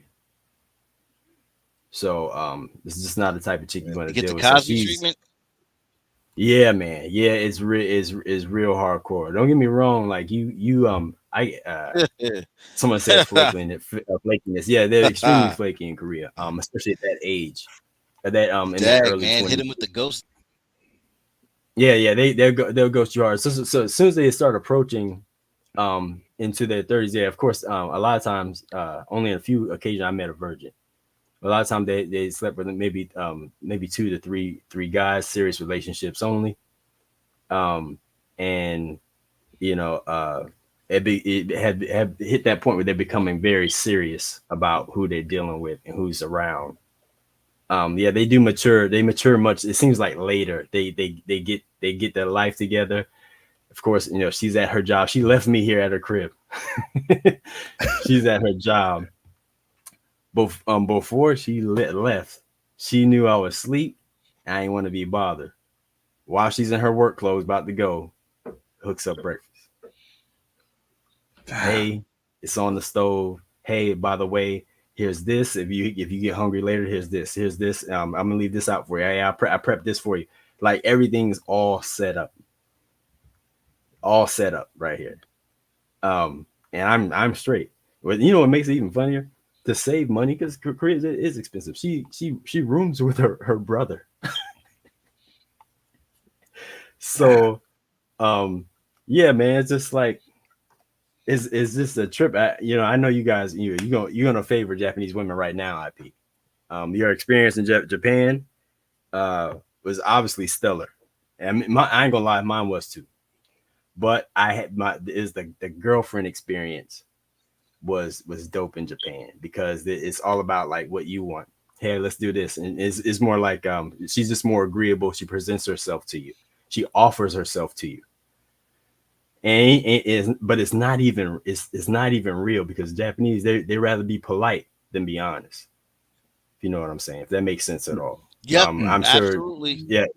This brother, I know he knows what I'm talking about, and that bothers me, because that takes away from the true experience. Then we cannot have a deep connection. And Korean women, they're a dope vibe, and they're extremely deep very early, just because you got to be their boyfriend first. Then you start getting to know each other. They choose you as a man, like, hey, this is my man right here, and then you start moving on from there. But my Japanese experience, it was nothing but I was just trying to swing it out there, if you know what I'm saying. I was swinging it, and they were letting me, and I was batting 1,000. I couldn't miss out there. I was Shohei Ohtani, all right. I was really out there. Yeah. So those are to me the biggest differences.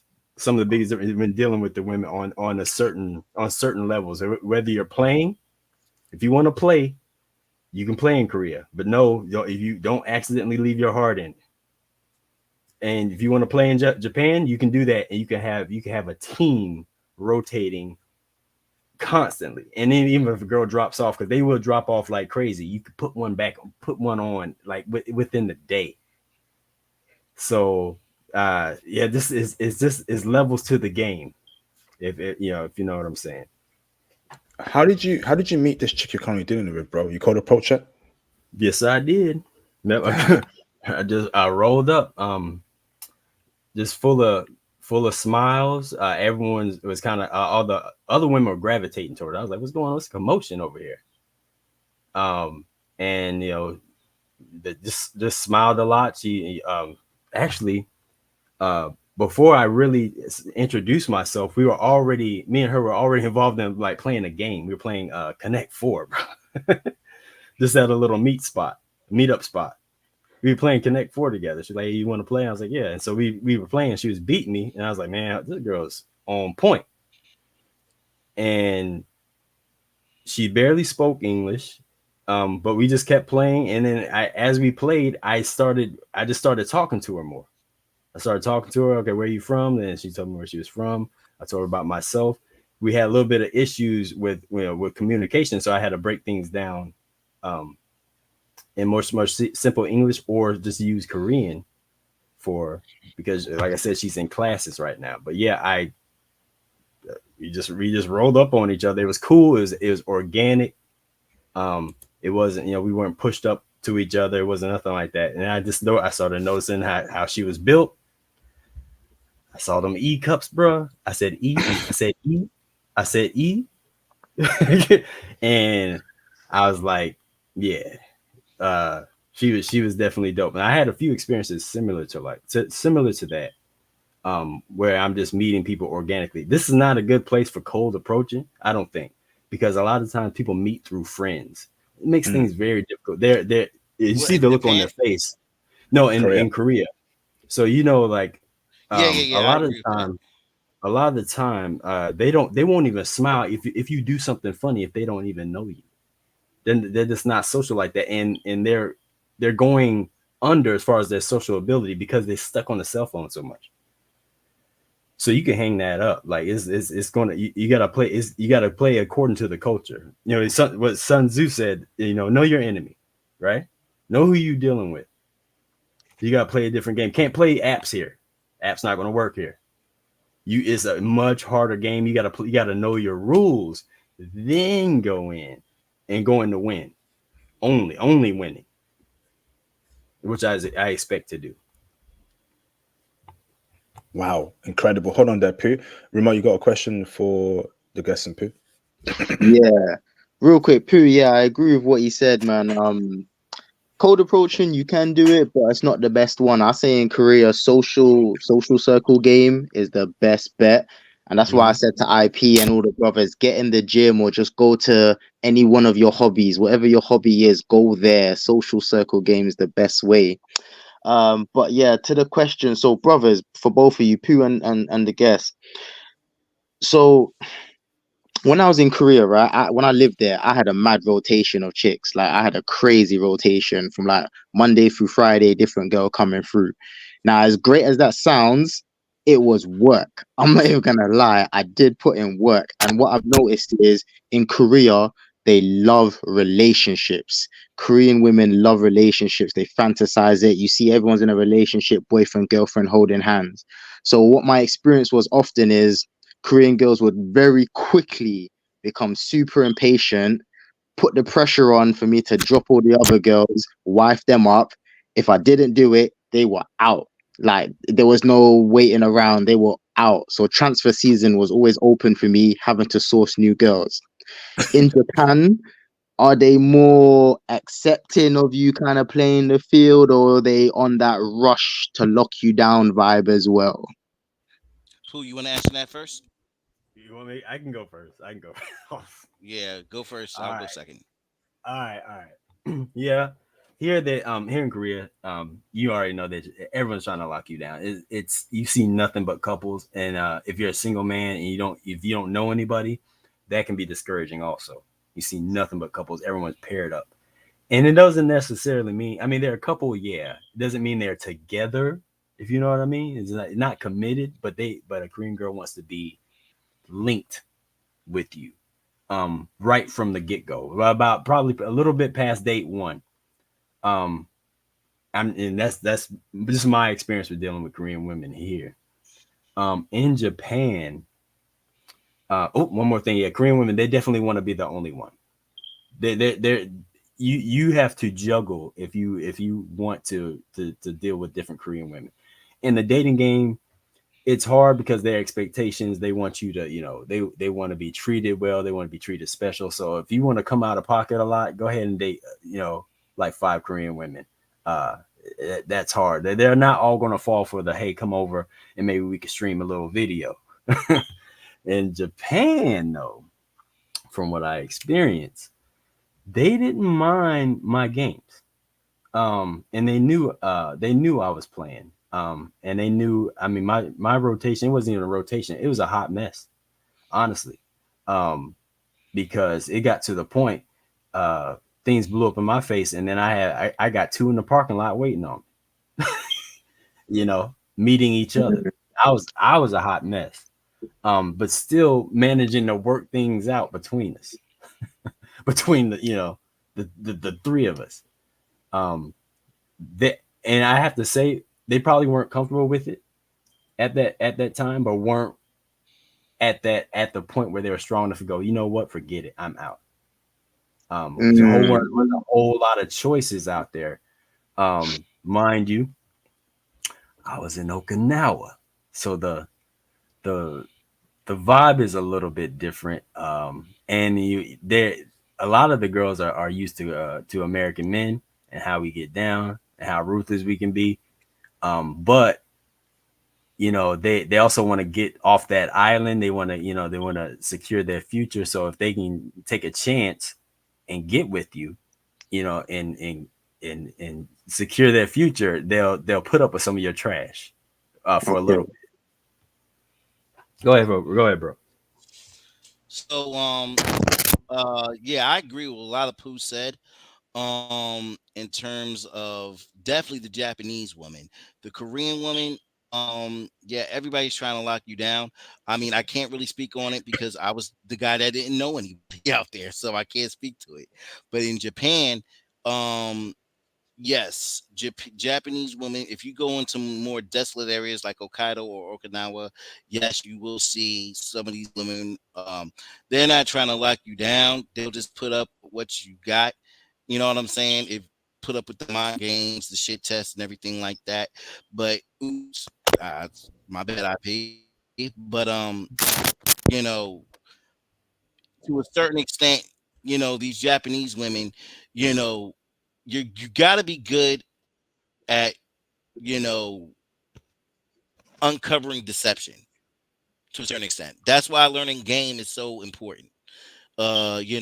Like IP said, IP can go get women anywhere in England at once.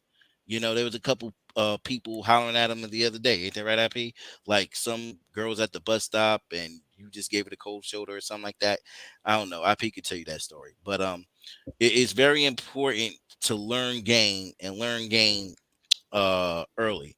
You know, I could deal with if I wanted to deal with a single mother, you know what I mean? They got plenty of them in America, especially in New York and New Jersey where I'm from, so as you become more aware with game and stand on your square, you know, and understanding Japanese culture, you could deal with some of that Japanese deception.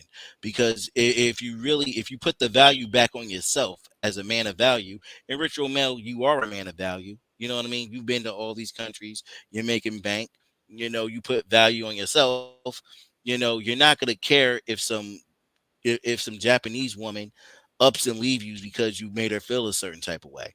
Actually, she might respect you because of that. You know, it's just like things you just got to be very careful of what you do and what you say around them. You can't make them feel uncomfortable automatically. So definitely like in the way to date Japanese women is, there's a couple of ways you can do it. You can do the social circle thing through friends. You can also do matchmakers. That's very effective. Online dating, especially in a place like Tokyo, is very effective. Um, because there's the number of single women in Tokyo is extremely high. I think it's the highest in like I would say it would be second highest compared to Osaka, but that's basically everywhere where the Japanese meet at. So you have more of a variety of where people are from and things like that. Does that answer your question? Yeah, thank you, man. Thank you both of you. That really helps, man. And I'm gonna keep that in mind. I'm definitely want to go experience Japan. Cause yeah, man, with Korea, I weren't dealing with 304s, bro, man. I was dealing with good girls, but I was a bit younger at the time, and I lost a lot of good girls.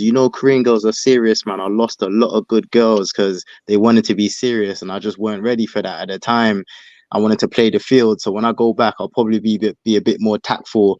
I was just interested to know like what the Japanese woman's like, because I know the Korean woman don't really play that. When she really likes you, she wants you all to herself. So I definitely lost a lot of good girls, man. But yeah, thank you both, man. Awesome. Good questions there, Ramel. Awesome. Absolutely. Awesome. All right. So One we're question. down to our Of course, condoms would. This is to pretty much everyone. Out of Japan and Korea, Japanese women versus South Korean women, which one of them is more appreciative towards black culture? Ooh. This is to That's a hard one. That's a hard one. This is to everyone. Because there's a respect level that has to be there, and Yeah. I would say black culture is more in Korean culture, but the respect isn't there.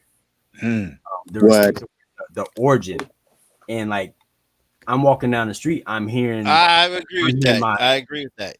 yeah, I'm hearing my No, music, and then this music, that's my heartbeat. You playing, bro? Like that's my heartbeat. You playing? If I'm hearing Outcasts, Elevators, like you don't even know what that is. You know that song Thump. You could be in the middle of a speech and start nodding your head to Elevators. That's my Yeah. heartbeat you're playing. And they don't understand it at all. Whereas I hear Japanese, they know where it comes from. And they know who started it, and they're not so inclusive with with that culture, where they gonna call it K hip hop. You can't call that K hip hop. That's mine. You know, that's mine. And they're much more accepting of Western culture. They're openly accepting. Whereas Korea, they repackage. If you know what I agreed. mean. Yep. I'm going to agree Yep. with you Yep. wholeheartedly there. I Yep. always said Korea wants Yep. black culture without the black people. I'll say that Yeah. again. Korea wants black culture, but without the black people. Whereas what I see with Yep. Japan, well, specifically, they love Jamaican culture. I'm Yeah, I've Jamaican, seen and that. they got carnival all over Japan in different Yeah. cities every year. And the Japanese, they've been doing sound clashes since like the 80s, man. And from what I've seen, they always pay homage, man, to Jamaica, man. Like they know where the culture comes from.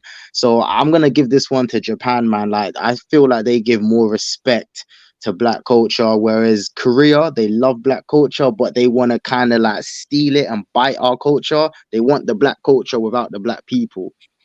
Also, IP. Before you answer, Absolutely. I agree.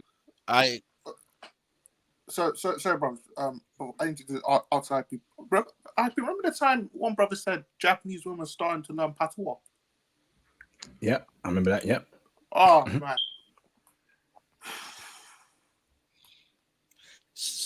But It can I sounds like answer? yeah. Of course. Go on, bro. All right, so yeah, I absolutely agree with all y'all 100%. And the perfect example of this was when I went to the club in Korea. It was a hip hop club in Hongdae. And how can I not? I'm black, you know. I'm dressed like somebody who listens to hip hop. You know, they would not let me in because of my age. And there was another club in Itaewon, which is the equivalent to Harlem, or in England, Battersea in London. And they only let me in because I was dressed fresh to death. But even when I went in, it's all Koreans. So, they they definitely don't want the black person, but they want to steal the culture and make it their own. Whereas Japan, when I went to Japan, they was playing hip, girls was taking pictures of me. They thought I was some rap star or something like that. It was all love. And when I went to Osaka, that's where I really felt the love. And the hip hop, they kept touching. I had the blue hat on and all that. It was just, Japanese are very respectful towards African American culture specifically. And even in certain areas of Japan, they're starting to Nigeria and Japan are starting to do like these little fashion shows together where they're taking the Blasians and trying them out into the walkway and stuff like that, like Africa meets Japan and all that. That's really dope. Merging the two cultures together, and they have an African club somewhere in the country where it's a bunch of Senegalese Muslims and Japanese women with their families. So definitely Japan wins in that aspect. And you're right, Ozzy. Japan is winning by a lot, and it's not even close. Oh man, it sounds like a slam dunk for Japan. Because but I wanted to keep it balanced because I thought as much as brothers love Japan, could South Korea be our Mecca as well? It could be. I think it could be, man. I can't lie. For me, I don't think it's a slam dunk. But I'm just saying, me. I'm not gonna sit here and love of Korea because I'm still got mad interest in Japan. For me, it's hard, man. I'm seeing. I just have to go to Japan and experience it for myself. Like I know it's a bit easier in Japan. They have more respect in Japan, but I still say the Korean woman, man, when you have a relationship with her, it's just a different level, man. It's a different level of kindness, of love you get and the way they treat you. And it's the connection. Like with Japan, I don't know, man. There's something that's just seeming really shy and surface level there for me. Like it's great for having fun. But when you want to like something a bit more serious, I don't know, the Korean woman's just winning for me. So I'm seeing good and bad points for both right now. It's much more spiritual level where you meet.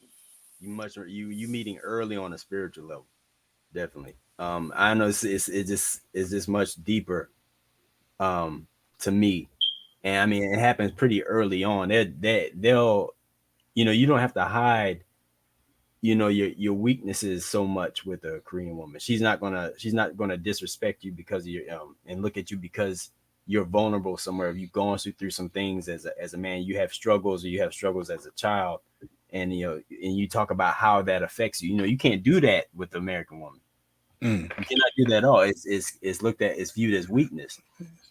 If you wish to keep things wet, you don't talk about that stuff with American women or even Western women altogether. But you can open up to a Korean woman. And a Japanese woman, I think she hears you, yeah.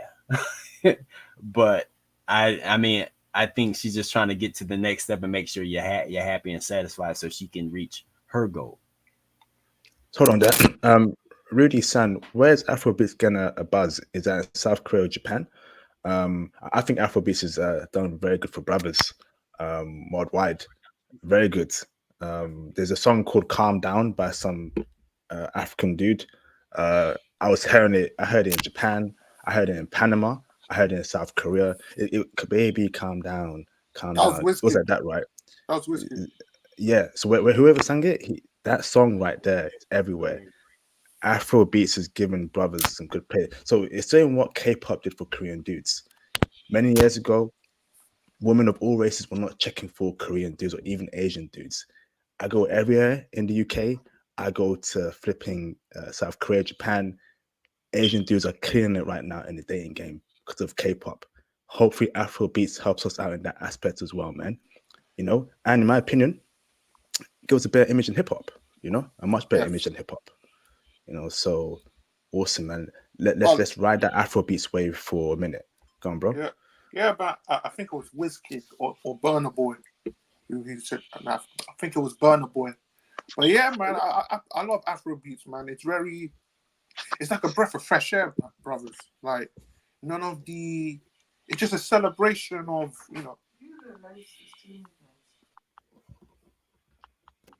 All right, so yeah.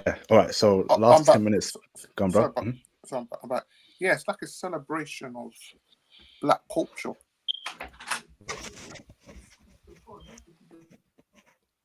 Okay. All right. I think Demsels is busy there. Awesome. So, Mr. Rudy, so let me see. I meant Japan. Interesting. So Afrobeats is getting played in Japan. Do you want to call in, Rudy, or speak more about it? How does that help us in terms of dating? So are the women that you're dating in Japan, are they singing like Afrobeat artists, like Afrobeat songs? I want to know just how, big it is in Japan, because I think it's going to explode in the future. And as passport bros, take advantage of it. You want to say something, Remo? About Afrobeats, or was it Pooh? Pooh, what about Afrobeats? Oh yeah, no, I was just saying, Afrobeats is definitely catching on. I think I sent you this a little while ago, IP. Like for about the last 3 years, they've got that Afrobeat event in Itaewon every summer now. If you guys want to check it out, it's called Afrobeats Korea. It's at the Corona Bar in Itaewon. Really nice bar. They're doing that every summer, and it's only getting bigger. It's been growing in China long before Korea, man. They got Chinese girls, man, going to Afrobeats workshops all over China. So this is definitely growing in China, and Malaysia is growing it as well. Malaysia as well, bruv. Yeah, yeah, Oh, that's yeah, nice, yeah. man. Ooh. My Malaysian girl I'm chatting to that I told you about, she's telling me Kuala Lumpur, man, that yeah, Afrobeats is growing over there. They got a lot of like local Nigerian rappers who are making it a bit popular. Ooh. Okay. This is good, man. This is good. We do need some cultural force as well. I think cultural impact is also important in terms of image, getting women, and hopefully Afrobeat does that for us. What about Pooh? Pooh, you heard anything about Afrobeats in South Korea at all? Well, yeah, it's right down the street from me, man. Like, there's it's an Afro Beats club right down the street. I got a Caribbean restaurant. I'm looking at it literally right now. Um, yeah, I think just like just like religion brought in imperialism. I think the more exposure to black culture a country has, like real black culture. I'm not talking about that other stuff. Something good, something solid. You know, uh, Something that's more positive. I think that's great for us, and then we just Mhm. got to reflect that. So they can connect the dots, because I mean the news on the last 50 years, the news on us it hasn't been good, and it's been reported by people who know very little of us, or very intimidated by us. Mm. Um, and From dealing with this girl here, she like I said, she's from the country, so she tells me some of the tall tales people are telling about us. I had to check her and let her know. I was like, no, it ain't like that at all. The things people say about us, they are completely out of pocket, and are obviously scared to Can I? death. Can you give us some examples, brother, by keeping it PG as well, or coding it if need to be? What kind of things? Um, okay. One of the first things she told me, she's like, yeah, they said, a lot of black men, they behave like women. I was like, what does that mean? Yeah, What? please explain. Yeah, so she tried to explain it. This is how I guess more of an extroverted way of our displaying our feelings. And I guess I can see that a little bit. So we're just a little more out there as far as how we laugh, how we express ourselves. They're trying to, I guess that she meant flamboyance, because she doesn't have a strong grasp of the English language. Um, and I was like, oh, okay, that's definitely different. She said, yeah, and they have kids and won't even take care of their children. I was like, yeah, that's a fallacy. Let me check you on that. That's a Mm. fallacy. It's not true. Um, I said, yeah, these men these people. I think it's the men creating it. They'll create this narrative. Oh, we act like women. Can't say it to our face though, especially in Mm-hmm. Korea. Can't say it to my face though. Um, and then gathering around me at the pool, waiting for me to drop my trunks. So I know what you're upset about. I know it makes you mad because I see your little clinics around here saying you can make things larger. So it's whatever. If your competition is bigger, stronger, faster, going through struggle, and is like a man should, and rise above it and be good looking. You don't want to be him? Yeah. Yeah, okay. Like you're Well, there naturally, like just raw strength, completely different. Very technical people. Especially going through martial arts, I learned more about them. I was like, okay, not very strong. Even the guys who like in the weight room in the gym, you think they look strong, but that you find out they're not very strong. It comes down to something that's more primitive. This hatred of black men. Is much more primitive. It's them trying to protect their women, keep women away from us, because no one's running around going, where are the Korean men at? Where are they? Where are they? Where are they? Where a Korean man gets with a Korean woman. That's usually the only pool he pulls from. You're right. But us are ooh. very international, internationally watched, internationally pursued. We don't have to go around chase anybody. Yes, a lot of us go after low hanging fruit, but we have options where they do not. So they're trying to protect what little choices they have in this world. Let me ask you a question, brother. Absolutely. Also, brothers, let me ask you a question regarding Korean men. Do you think K-pop has deceived a lot of these passport sisters on what Korean men are? Yes. Okay. Let me say that it's not even K-pop, brother. It's the dramas. It's even worse with the dramas. A lot of the foreign women, right? They watch the dramas and it sells them a dream. They think they're gonna find this romantic oppa, and then they get there, and bro, it's really just a tale to tell your friends. It's like, yeah, I had a foreigner. I had that experience. Korean guys ain't trying to wife up foreign chicks like that. It does happen, but it's rare. The sad reality is they want to experience a foreigner, brag about it with their mates, and then they go off and marry a Korean chick. It's propaganda, man.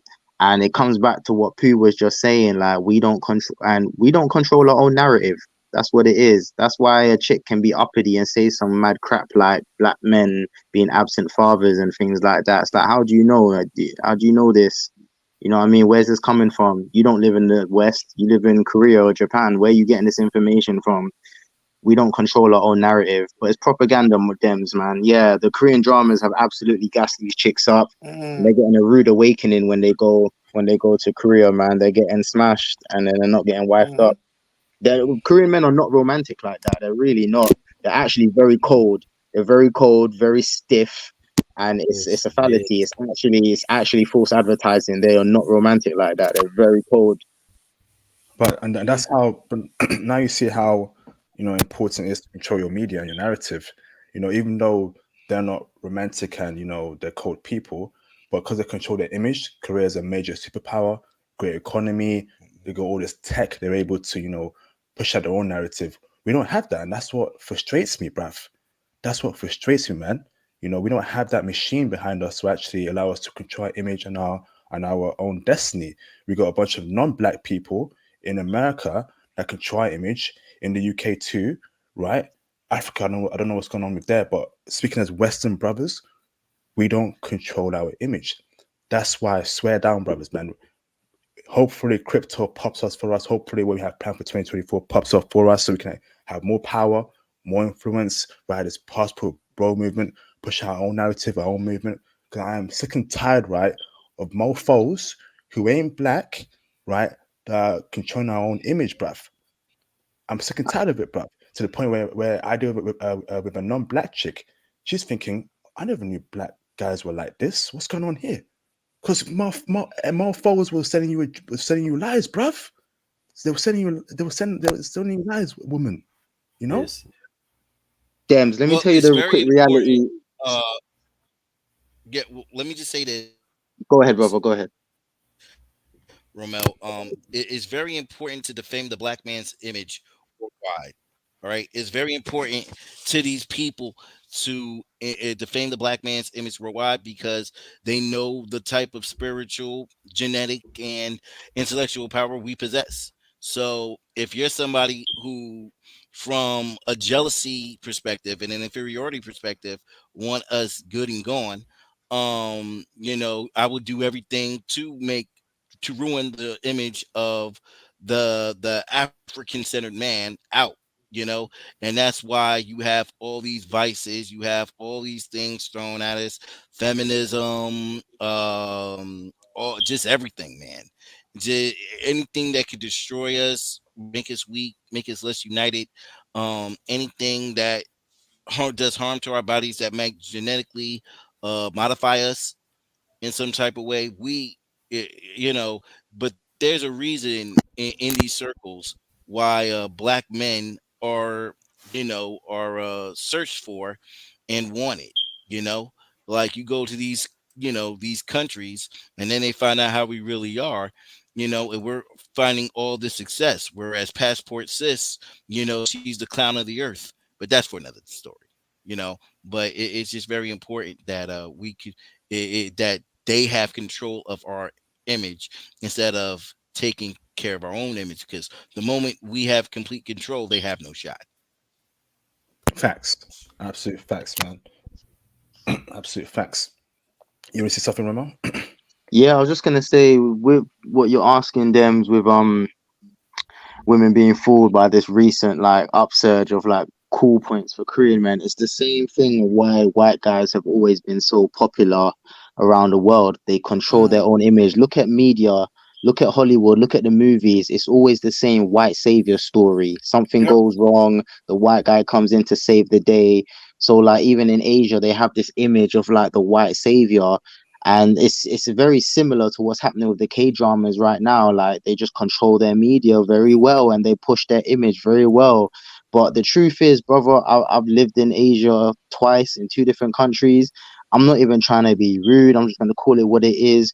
A lot of these white dudes ain't got game like that, man. And I'll see some bad Asian chicks with some dusty ass white dudes. And it's just because of propaganda. And like they're these white dudes here getting these baddies in Asia. They're not the Brad Pitts and all and the Tom Cruises you see in the movie, but it's because of what they see on the media why they're so gassed to have a white dude. And that's the same thing that's happening with Korean guys right now. And the average Korean relationship is can I say sexless marriage? Is that okay, IP? I don't know if that's a bad word, but it's not happening. Like the older you get, like they more just become roommates. They're not romantic at all. Most Korean chicks that you're dating, when you date them in Korea, ask them when you get to that level, ask about their parents. They probably sleep in separate rooms. They ain't probably slept together in years. It's because divorce is so shameful. They're not really having a relationship like that. They just glorified roommates. And that's the reality of like taking a Korean man seriously. Yeah, man, the media's a farce. It's a farce. These K dramas, it's a lie. IP. Ramon, ain't that the same in China as well? Where Yes, it's quite ripe in Asia. It's quite ripe in Asia. I don't know about Japan, but in China, it's the exact same thing. But yeah, carry on, guys. I got a question for the guest and Pew afterwards, but go ahead and finish this piece first. All right. So, Mr. What's his name? Mr. George, Teach Me George, come on and join the chat, brother. That'd be good to have more callers in. Call in, brothers, if you want to chime in on the discussion. And feel free to support the channel. Hit the super chats, hit the PayPal donations. Any support is greatly appreciated. And join the Patreon too. Awesome. So let me round it back to you. You want to say something, Pooh or Demswood? Or I'll say one thing before before I go to Pooh. Mm-hmm. I agree with the media control that I wish brother at least Africa controls her image because I'm sick of the West. But one question to you, IP. You know this passport sisters movement is they're losers. They're taking many L's. Mm-hmm. But one question is remember the video of that passport sister who is in Brazil, who is pretending to be a Latino. Do you think in the future? Do you think passport sisters would be desperate enough to take such lengths like that again? Yes, absolutely, man. Absolutely, bruv. Once they found out George, let me see your face in the background, George, so I know you're not a troll, please. When they find out that men are leaving and that they've been taught a lie, they're gonna want us back. But I don't think so. It's not happening though. Once it's over, it's over. I don't want to date another Western woman again in my life. It's not happening, man. I can't do it again. Yeah, I got a call. Go on, bro. Yeah, we're always gonna have opposition. That's what tells you how we're viewed. We're always gonna have opposition. No one cared about a passport, bro, until we coined it and said it's for brothers. Then everyone's losing their mind.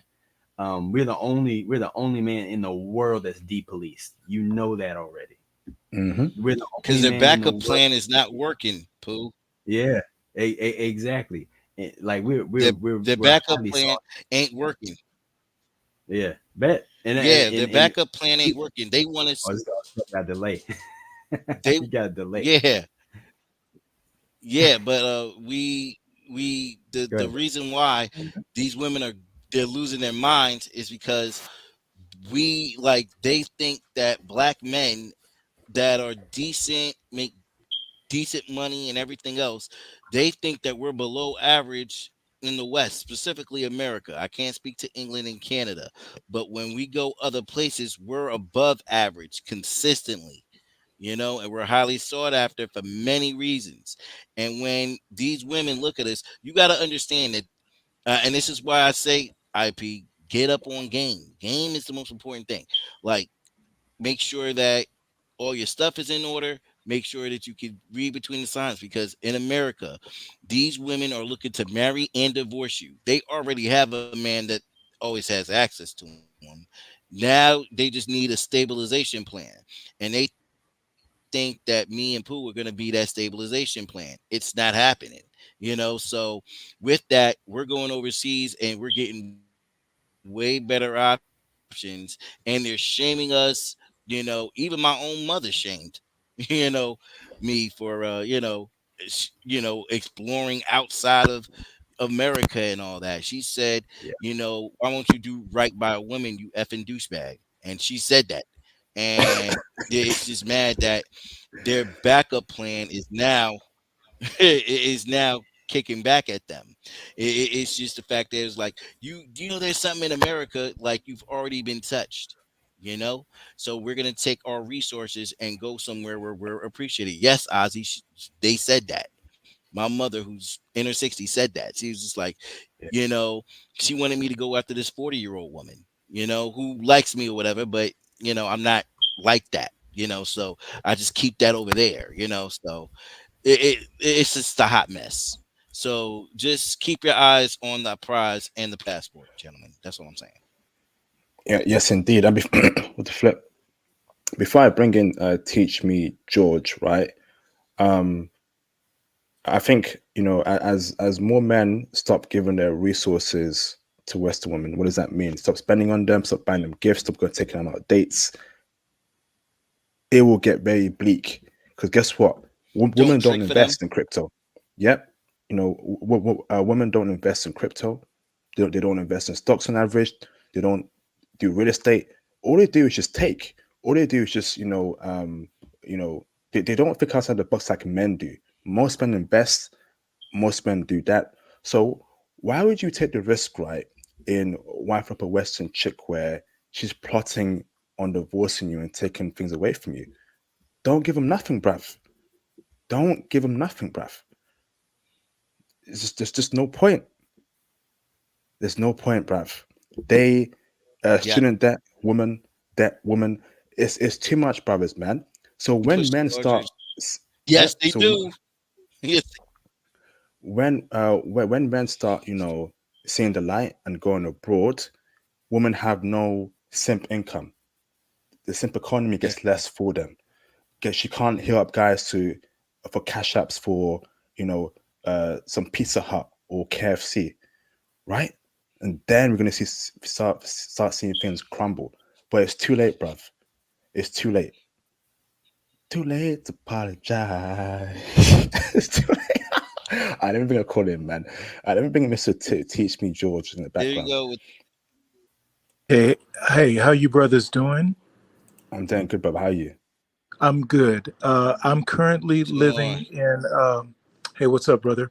I'm currently living in the Philippines in Metro Manila, and I've been here for the last 9 months. I moved here from San Francisco, and I've been going. My degrees in And I know you international having fun over business. there.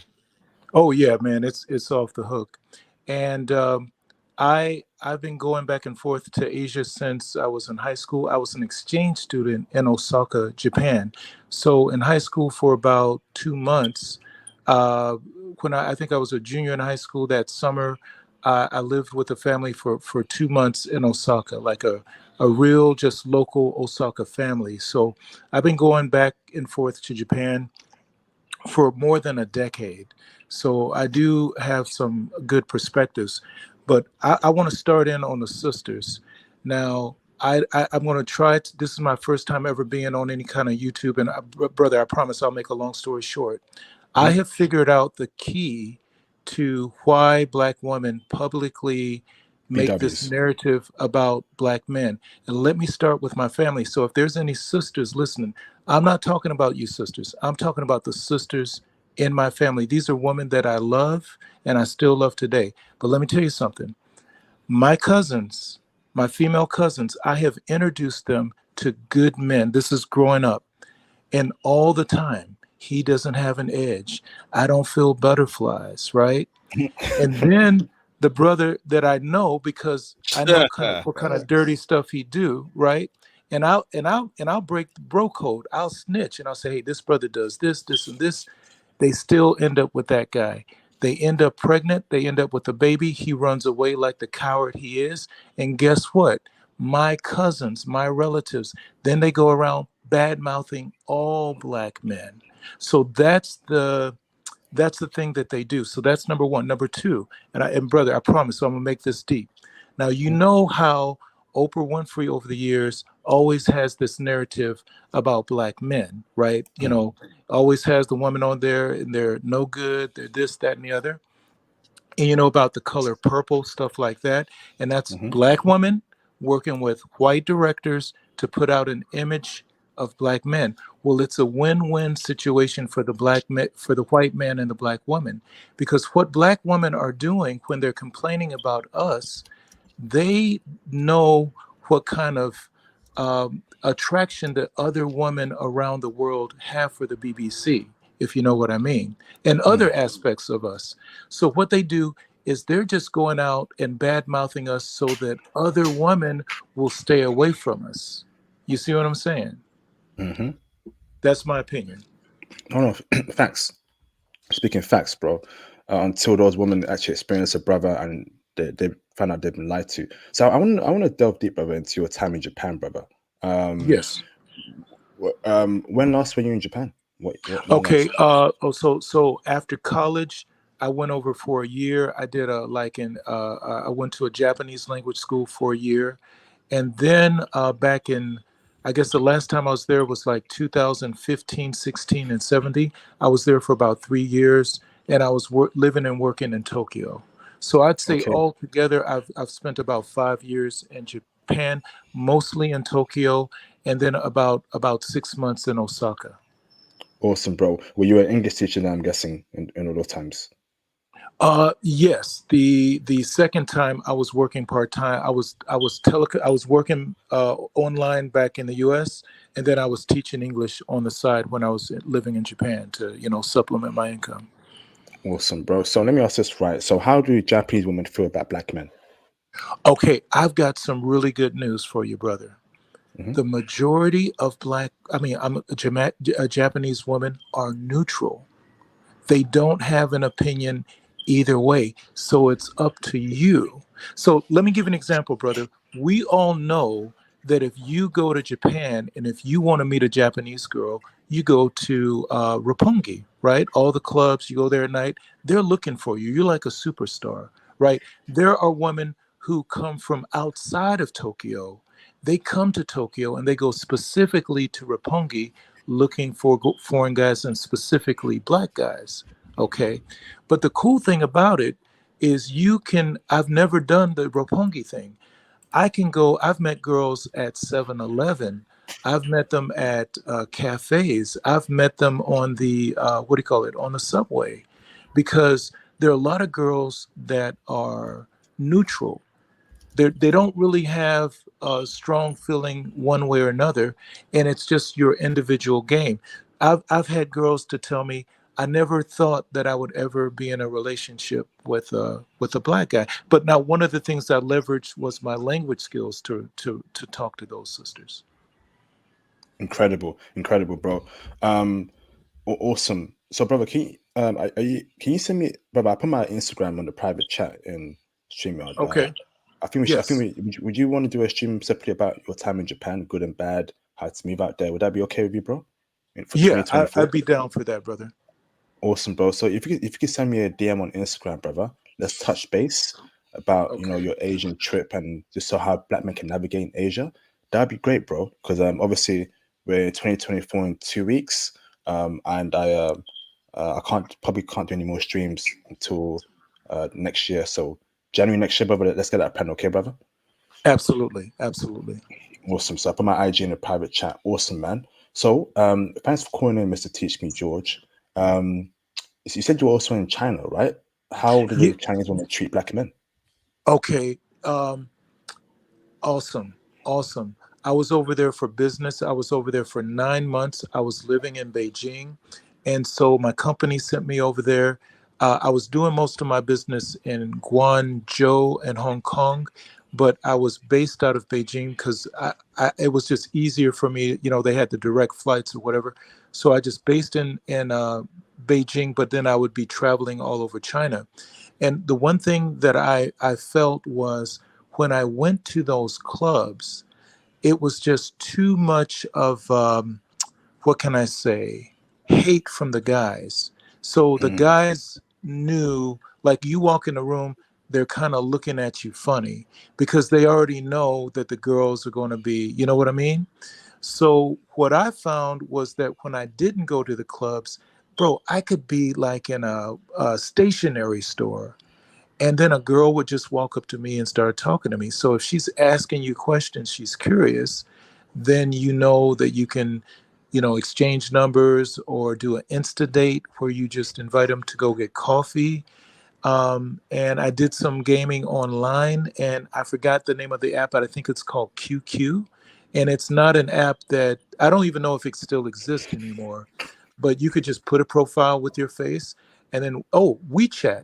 You can have your WeChat, and it's got this thing. Hold up. I'm going to look at my WeChat. Okay, he dropped off there, but that's he says look at his WeChat. Awesome. They have this thing where it shows you the people around you, and it shows you the distance they are from you. You can turn it on. Usually it's turned off. And I've had girls just message me there because they like my photo. I had a few posts, like you do, like on Instagram. So to show them that I'm a normal person, me at an art gallery or at a cafe or doing some kind of sports or cooking, right? I put my cooking. So they just message me on there, or you could see them and message them. But I would say that if you're in a high profile place, like if you went to Beijing, the big place to go is Chaoyang, and the girls are very beautifully dressed and they're walking down the street, and you holler at them in a very public situation, even though she's 100% down to getting with you, she might turn you down because of the way it looks. You know what I mean? Because some people might, you know what I'm talking about. Yeah, her being with a black guy, or why she's with a black guy. Yeah, I know, bro. Right. So what I do is I go to the off beaten path. I go to let's say instead of like Shinjuku or Shibuya where everybody goes, you go to Daikanyama or one of these other cool spots, but it's not as crowded, and they don't expect to see you there. Okayama? You mean Okayama? Or what's No, Daikanyama? Daikanyama. There's a place, it's Daikanyama. Now, if you go to Tokyo, right, the place that you'll see all the foreigners there is like place like the Shibuya, right, or the Harajuku, or the Roppongi, right? But outside of, it's like maybe, just give me a second, it's about 10-15 minute train ride outside, maybe it's about less than 10 minutes outside of Shibuya. There's a place called Daikanyama. And listen, Daikanyama is a secret spot. What I mean is it's popular with these certain type of women, like these fashionable women. It's kind of like it's a neighborhood for women. So they have a lot of these, what do you call it, like the boutique fashion shops and shoe stores, but they also have a lot of those cafes that the women like. And they also, the Sutaya, it's like a bookstore kind of place. And you just go there, brother. There's no competition because none of the brothers and none of the others are going to Daikanyama to look for the women. If you get what I'm saying. Yeah, amazing. Yeah, but we definitely got to do a stream about your time in Japan. And Ramel and Demswood, y'all gotta hit up Japan as soon as possible, man. This is why I'm saying this. Tokyo, even Japan, or this Japan in general, there are so many mini spots there that you know it's incredible when you compare it to the UK. Like him saying Daikayama reminds me of my time in Shibuya or Akihabara, walking around, the culture, the women. Oh my goodness, man! I'm telling you, the West is just, it's disgusting place. Absolutely effing filthy. I'm tired of this garbage place. I got a super chat real quick. Thank you for the intel so far, Teach Me George, man. You're making me reminisce about my time in Absolutely. Japan. It was one of the most magical trips I've ever taken, right? Ever. Incredible place. And my brother, I'll give you one quick secret. There's this app called, it's not an app, it's a website called Conversation Exchange. So whenever you go to, especially any Asian country, it can be Vietnam, and I've been to these countries like Vietnam or Japan, the Philippines, whatever. You get on there and you just say, hey, I'm a Native American speaker. I want to do language exchange. You give a good description of yourself, and then you can meet them for coffee and do language exchange, and you could meet girls. And I would say you can, some of them will, going to end up, you're both attracted to each other, and then you can go from there. So that's kind of like a backdoor way of meeting people instead of going to these clubs. Because like, if I already, look, I've never been to Korea, but I know one thing that I would never do if I'm in Korea is go to a hip hop club, because you got these people that are, what do you call it, cultural appropriation, and they Yeah. are trying to be us. And then when they see a real authentic one of us there, they don't like that. So it's gonna be a lot of you know what I'm saying, like what's the word? Animosity, hate, animosity. Yeah. Exactly. So I'm going to do my gaming during the daytime, and I'm going to go get me a Korean book, and I'm going to go to a nice cafe, and I'm going to sit there. I'm going to be drinking my matcha tea, and I'm going to be looking at my book, but checking out what's around. And then when I find a Korean word that I don't understand, I might go over to one of these nice young ladies. Excuse me, how do you say this in Korean? And then they just see if they smile or if how much they engage with me, and then I might end up in a conversation. Then maybe I can invite her over to my table. We do a little language exchange, and they say, hey, let's go for a walk. What's around this neighborhood? You know what I mean? That's how I roll, man. That's how I roll. And it works. And yeah, just stay away from the clubs, man. Forget about the clubs, man. Forget about it. Incredible. Oh, and my brother, I got one more thing. When you go to Roppongi, because I've been going back and forth to Japan so many times. I got a lot of old school brothers. I got OG brothers, like that brother. You know that he's got a YouTube channel, and he's been living in Japan for 20 years. Maybe he was married to divorce. So I got friends over there who've been there for like 5 years, 7 years, 10 years, whatever. And when I talk to them, they say, man, stay away from Roppongi, because when you go there, those are the women, they're with a high body count. Some of those women, they want to be sisters. So if you go somewhere and her English is too good, my brother, that is a red flag, because you say, hey girl, have you ever been to America? No. And you're like, well, how the hell is your English so good? Well, she's been around. Mm. And see what happens to the brothers that keep going to Roppongi, they end up dating the same chicks. So she's been with you, she's been with him, now it's my turn. So what you want is these girls that are neutral to positive. They don't really expect to meet a foreign guy or date a black guy or anything, but they're definitely not close to it. And there are a lot of Japanese girls, and I'm sorry if I'm talking too much, but there are a lot of Japanese girls who like black men, who know that we're kind, but they can't speak English, and they're a little bit shy, but they're absolutely 100% open to you, but it has to be within the right context. So if it's a busy train and I go holler at her, and it's a bunch of old Japanese guys in the business suits looking, giving the hateful stares, maybe. But if I wait until she gets off the train and I walk ahead of her, I throw my head to the side and I say, I don't know where the Starbucks is. Do you know where do you speak any English? Then it's going to be that context of she's trying to help you. And then you say to her, like, oh, by the way, I really like that dress. It looks really nice. I'm going to be going here alone. Would you like to come with me? That's how I do it. Amazing. Thank you, bro. All right, we need to wrap up. Thank you, brother. Shout out to Mr. Pooh for the $5 super chat. ABW never belonged to us. We got free and they never left the plantation. That's very true. The white man's ice was always colder to them. Myung Jin thinks I'm dope. the names. Yes, indeed, bro. Yes, facts. Absolute facts, bro. Absolute facts. Awesome. So we got to wrap up, man. It's 4:30 a.m. over here in the UK. Pretty late. I got to get some sleep. Okay. So let me bring in Mr. Teach Me George again in the background. Everyone will say one last closing statement.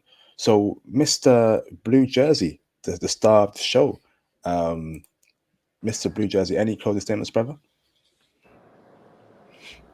Yeah. Thank you guys for listening. You know what I'm saying? Like, it's always good to share intel amongst brothers with like minds. You know what I'm saying? This is that whatever floats your boat.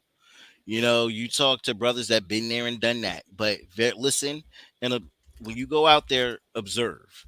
Take the stuff, do the homework, and then observe. I'm a teacher, so I give out homework. So our homework to you is watch the live streams in your spare time. Like when I go on long road trips to visit family in like the DC area, I put on the live stream or whoever I'm listening to, and I'm making mental notes in my head. You know, um, get your chips up, stack up your chips, punish all modern feminists. You know, to pulverize them to a paste. You know, play mind games with them. Like the more hateful, mean things they say to you, the more you're winning. All right, and that's just it. We gave you the information. Now it's up to you what you want to do with it. Have a good night, everybody. Have a good night, bro. Appreciate you, brother. Have a good night over there in wherever you are, brother. And we shall speak soon. Thank you, bro. Take it easy. Okay, awesome. So here's my IG, right, in the chat for you to reach out to me, Mr. Teach Me George. All right. Thanks for that, Blue Jersey. Okay, Mr. Teach Me George, any closing statements, bro? Yes, and I'll make it quick. One thing that you can do is deputize guys. Now you've got some guys like local guys, Korean guys that are pretty cool. It's always good to make some friends with them and just hang out with them and not even do gaming. And then kind of you might be able to meet some people through them, or they can, like when you're dealing with a local woman and you know how there's the mixed signals because of culture. Your local, like when I was in Vietnam, I have some good Vietnamese guy friends, and then they could say, oh, when she texts you this, don't text her that, because in my country it means this. And I'm like, oh shit, I was fucking up. And they'll get you back on track. The other thing is when I'm here in the Philippines, and you can do this in the Philippines, I have some really cool guy friends, but I have a lot of female friends. And some of these female friends, they got boyfriends, or some of them there's too much of an age difference. They're too old or they're too young or whatever, or we just don't have that kind of, romance. It's more platonic, right? But you have them as friends. You go out to coffee with them. You take them out to Starbucks or to get their milk tea, and you're just normal friends. And I can tell you this, when you're overseas, especially in the Philippines and Japan, you can have some really good Japanese friends, and they don't get jealous. Japanese female friends who don't get jealous like the way they do back in the States, right? Or they'll be your friend, but then when they see you trying to mac on a chick, they kind of throw salt on your game. Over here in the Philippines, I've had a lot of Filipino women who are my friends introduce me to their friends or introduce me to their cousins or help me out with game when I'm dealing with some girl that I met online. And then I show them the text and they say, oh, you need to leave this girl alone because she's like that. Or George, you need to change this, do that, and then everything will be cool. So I say deputize the people around you. Make some local friends, male and female. That's all. Awesome. Thank you for that. Teach me, George. Teach me, George. Send me a DM on IG, please, bro. We'll Okay. get a stream planned for January 2024. Teach me, George. Is that your IG? No, that's my IG. Put your IG. Teach me, George. Is that your IG? No, that's my IG.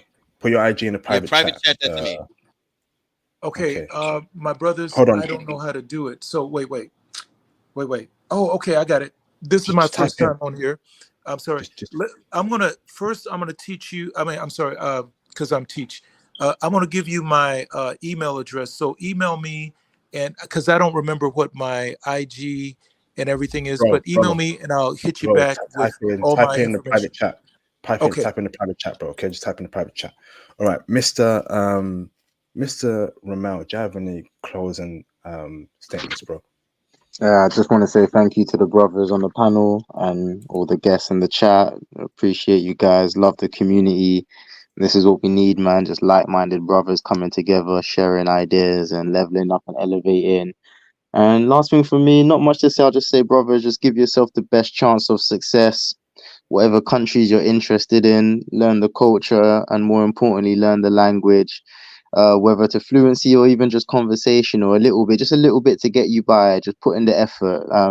What you want wants you back, man. You know, the universe is very giving, man. You put in that work, it will come back to you in abundance. So learn the language, man. Put in a bit of work and go get what you really desire.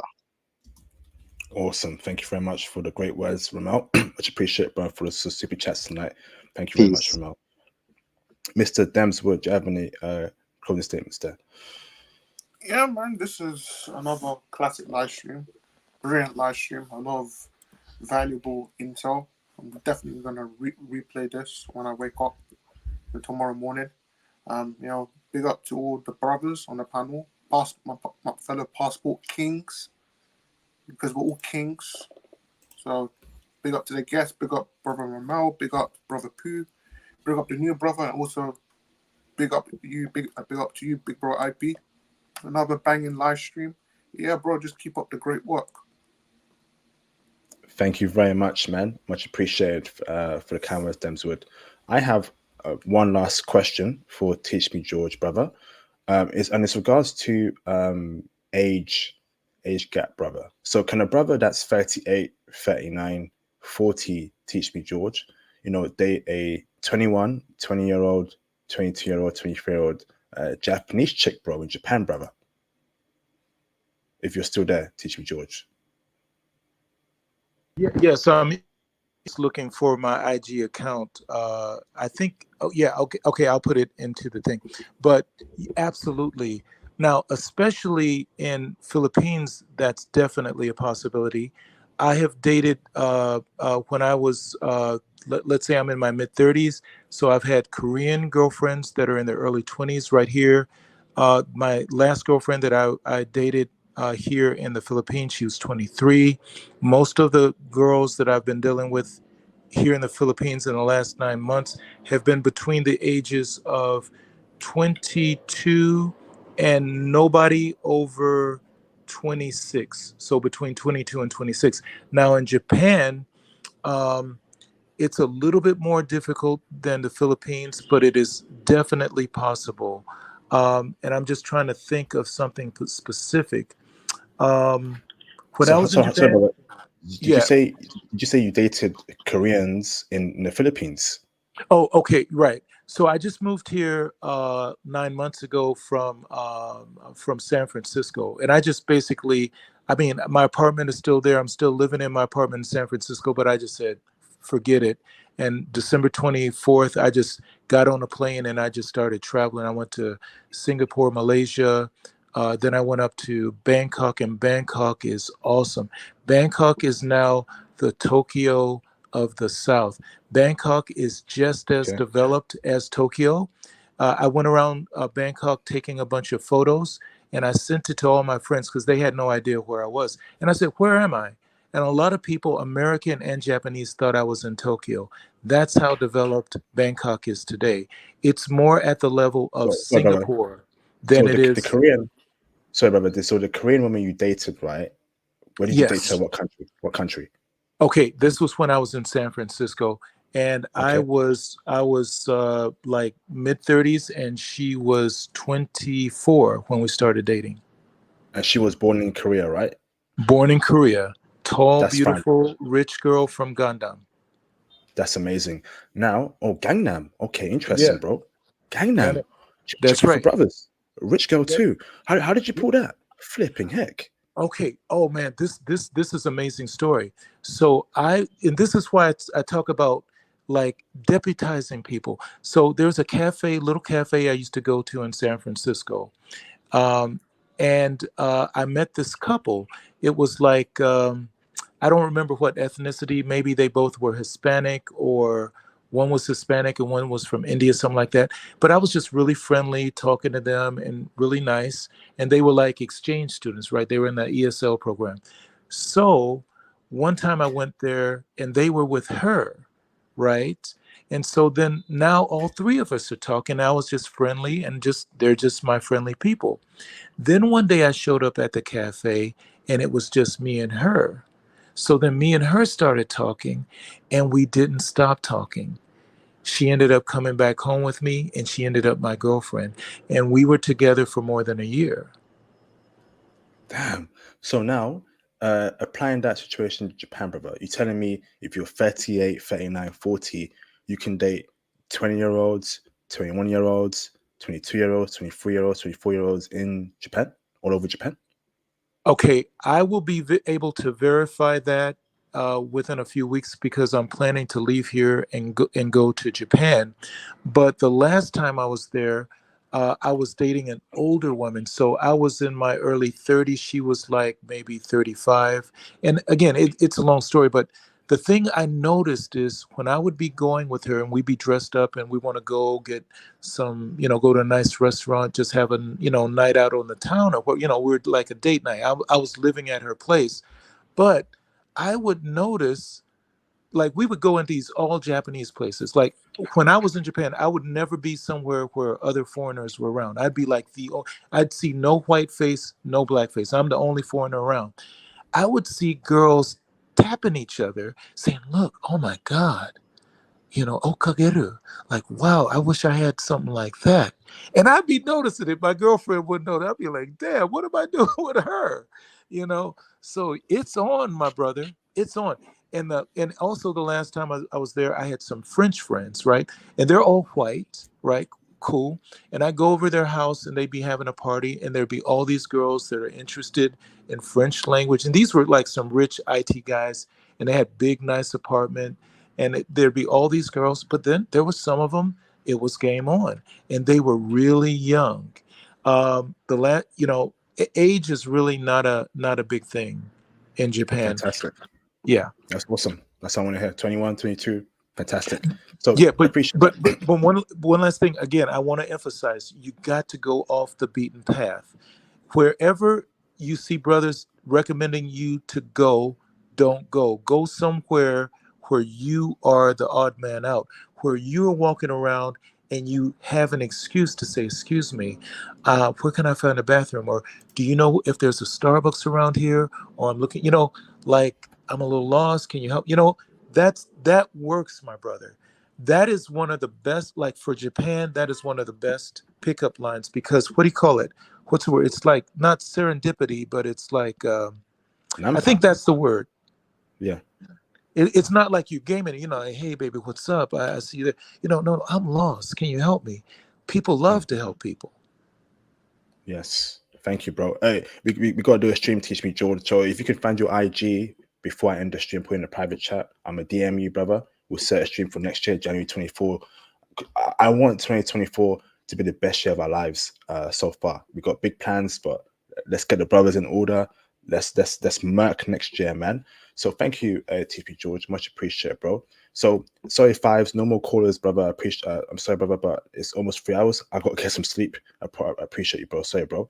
So happy birthday to Mr. Dems Wood.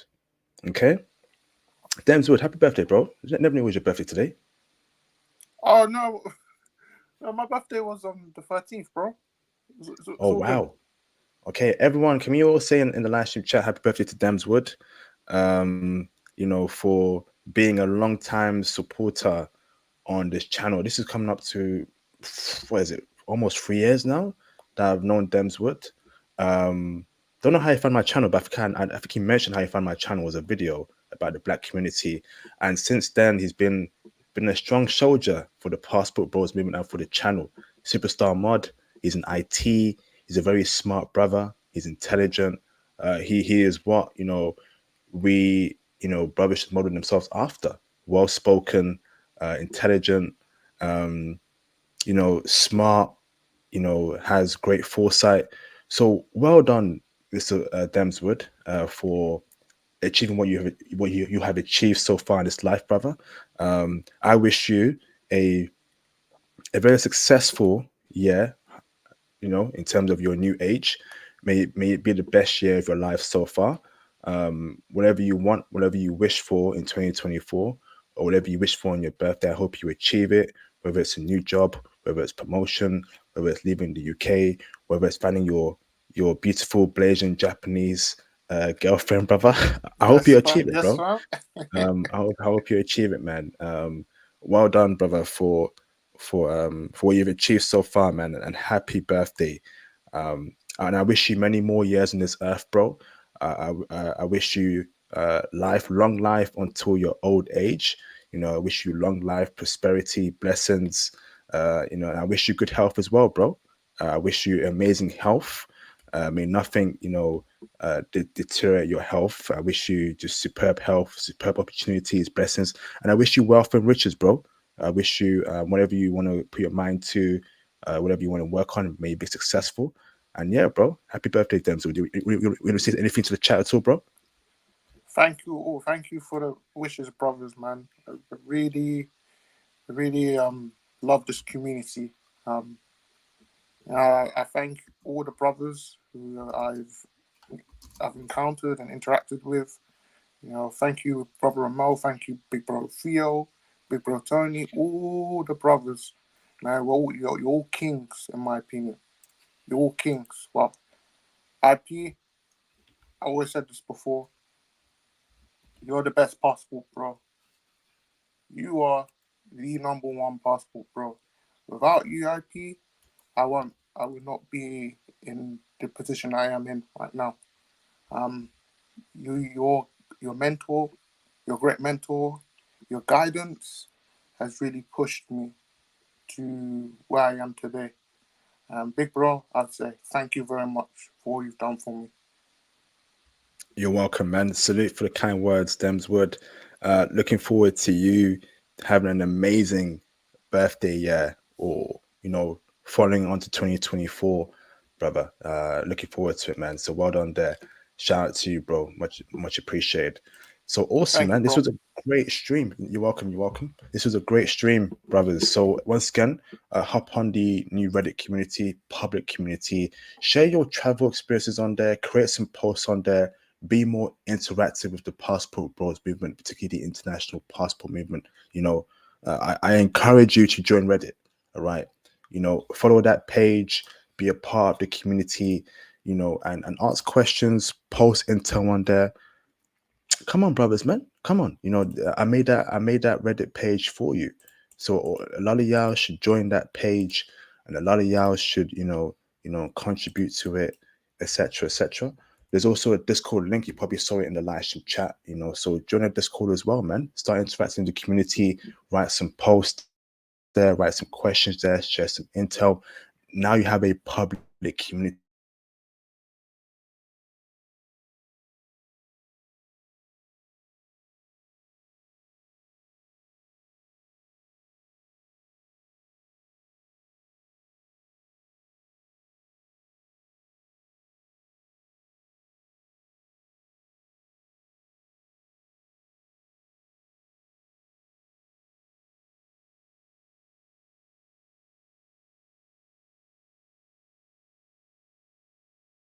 crypto. End of the day, we're all in this together, and I hope that and I hope each and every single one of us in this particular space and channel becomes very successful in our goals, our achievements, business, career, crypto investments. I wish you all the best, brothers, man. So we're winding down to the end of 2024, and yeah, we need to keep the gas on the pedal, or the foot on the pedal, and going on to next year, because next year is going to be a superstar year. We can't let the gas go off the pedal. Let me check the PayPal for any donations, and after that, I'm going to end the stream and get some good sleep. It'll be a busy day for me tomorrow, and yeah, okay, I'm looking forward to it. Before I end the stream, what kind of other content would you like me to upload on the channel? Obviously, with me and Field with the Passport Bro Show, we do some clips there, etc., etc. I think it's been a very great experience getting Field's perspective on many things. We know Field is a very intelligent brother, extremely intelligent, and it's been an awesome experience, sharing intel with Theo every week, man. So whatever type of content would you like to see on the channel, feel free to let me know in the chat before I end the live stream. Now logging into PayPal just to see what's going on there. Pardon me. Okay, let me see. Oh, that new Ye album didn't come out today for some reason. I was waiting, bruv. That new Kanye album didn't come out. It sounds pretty dope. It sounds like it's gonna be a good album. Shout out to Mr. John for the £1.84 super chat. So for the £1.84 PayPal donation, that's my superstar mod. Thanks for the show's IP. Have a good night. Thank you both for the kind words. Much appreciated, bro. Someone did unmute themselves. Oh yeah, it was me. Sorry, bro. Yeah, could we have a live stream on job hunting abroad? Ramel gave a great idea. Yeah, job hunting abroad. That'll be great. IT jobs in Asia or Europe. Okay, awesome. Yep, I can add that to my list. I can't guarantee it'll be next week, but it will be added to my list to do. Okay, that'd be awesome. What about in terms of clips you want me to upload? What kind of information you want me to upload? Is it, clips about geopolitics? Is it clips about something else? How many more value can I which country has the best dogs? Yeah, more geopolitics. Yeah, more geopolitics, man. And I think that's a new area that needs to be explored more. Yeah. I did one show on geopolitics, man. None of y'all watched it, bruv. It got like 900 views, and it was about China and and other bits. Again, when I look at my audience, right, what you guys are watching, right, all of y'all are watching Duke Jackson, mediocre tutorial reviews, right? Let me check it right now, because I just want to know what kind of content y'all want, bruv, because let me go audience. So audience, right? International Passport audience watches O'Shea Jackson, mediocre tutorial and reviews, Chissa Z, Average Man Unplugged, Melanie King, That Boy Will, Anton Daniels, okay, The Philip Scott Show, Charles and Charge podcast reacts. These are all RP reaction channels. Manosphere highlights daily. Interesting. This is what y'all watch, brothers. And let me go on to what videos did you guys watch over the past week? Let me check out. So y'all watched, let me see, audience. Oh, flipping heck, bruv. Where is it? Content. What did you guys watch? Yeah, so a whole bunch of red pill stuff, RP stuff, sorry. RP. Yeah, so you guys watched, right? Women panic as they realize men, blah, blah, blah. I'm so tired of this. Men ain't doing this. Women are mad at the oldest. How do I get men to approach me in the West? Men are done chasing women. It's all RP, bruv. It is all RP content. So I kind of get, what kind of content you guys like, which is cool, man, which is cool. But I never expected that, from my audience, because obviously I'm a Passport Bro channel, but it's cool, man. I try and, give you that kind of content. What was that? IP. We Come on, bro. we have to do the show. Which country is the worst? We got to do it. We got to do it. We got to do it. So I'll hit you up in the DM. All right. Yep, awesome, bro. Okay, we'll definitely do that in the future, bro. 2024. Did you we'll hear get me? it done. I heard you. I heard you. I heard you. Yes, Oh, right. I'm here. I heard you. Cool. Yeah. All right. Thank you, bro. Shout out to Mr. Arthur Strobes for the $5 super chat. Clip reactions are cool. Apartment prices in whatever location. Fun stuff to do in said location, stuff like that. Awesome. That will require actual content of me going there. So I do want to travel more, obviously, next year. I am a full-time employee. I have a job, so it's not easy traveling, like other, travel creators. But you never know, 2024, my situation might change for the absolute better, man. I'm not able to do what I want to do on this channel because I'm held back by a full-time job. So it is what it is, man. I just gotta keep pushing, keep staying focused, keep being positive, keep that mindset. It's all about mindset. Have a strong mindset while you're in the West, man. And that's why we have a community, Oh, okay, that's a good topic. We need a 10 commandments for Passport Bros. Ooh, that's gonna be a heated stream, bruv. That's a good topic there, actually. Wherever you go to, you gotta keep to these rules. 10 Passport Bros commandment. Would be nice to see more interviews of guys.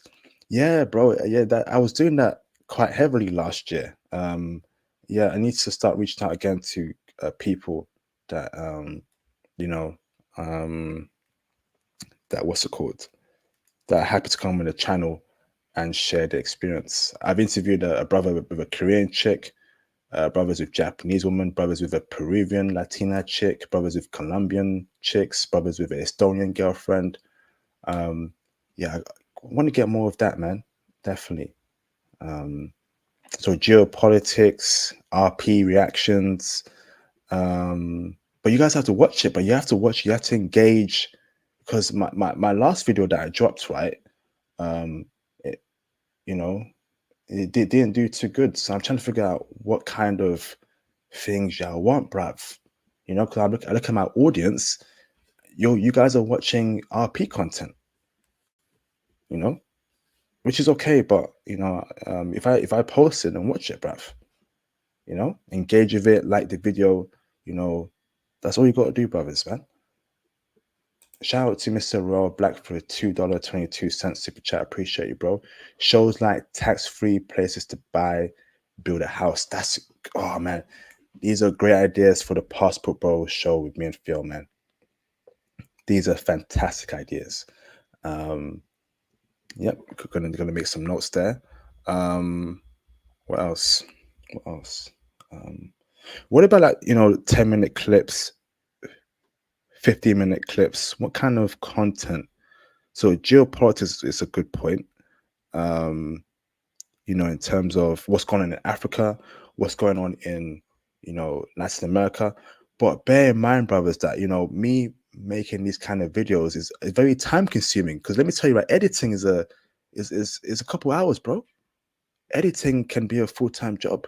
So you see why people are full-time YouTubers, because editing is not easy, bruv.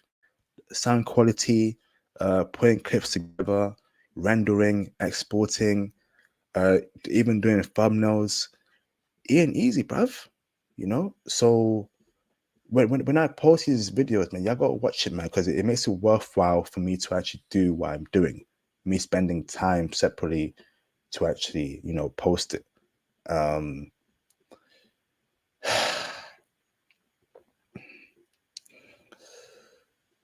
figure it out, man. I'll figure it out. Okay.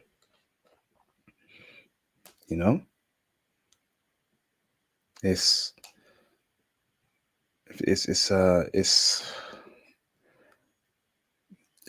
just gotta figure out what y'all want, man. Because I look at my audience in the background. It's a lot of RP, watching, a lot of women, getting checked, modern dating, O'Shea Duke Jackson, a woman panic as they realize men don't want them. Okay, which is cool, but okay. All right, I'm gonna give y'all what y'all want, man. But please support, brothers. All right, please support. That would be greatly appreciated. Okay, that'd be greatly appreciated.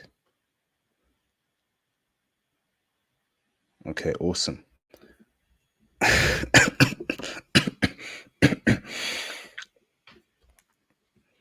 That'd be greatly appreciated. All right, man. So where's everyone? All right, so we're down to 7 commandments. We got a couple more commandments. All right. So once again, appreciate all the brothers that called in. It's almost 5 a.m. over here in the UK. Gotta get some sleep. I got a very interesting stream that I'm doing it early, so it won't be at 8:30 p.m. Eastern time. It will be 2 hours earlier. It will be at 6:30 p.m. Eastern time. I won't tell you the country, but I want to make you aware that the stream will be 2 hours earlier this Saturday. So look out for that. So it'll be 6:30 p.m. Eastern time. Very interesting country you're going to like, and yeah, I think you're going to enjoy the intel in terms of how brothers live there, dating, IT stuff there, economy, building yourself up, etc., etc. Yeah. So thank you, everyone. The chat's going. What y'all saying in the live stream chat? Awesome. Good idea, Ramel. Pardon me. Flipping heck. Shout out to Mr. Urel Black for the $22 super chat. Undercover way to meet women, like a language exchange. Yeah. So how to meet women abroad? What ways? Language exchange, coffee shops, maybe arcade. Maybe yeah. That's another point that I'll make as well. That's another point. Yeah. That's another point.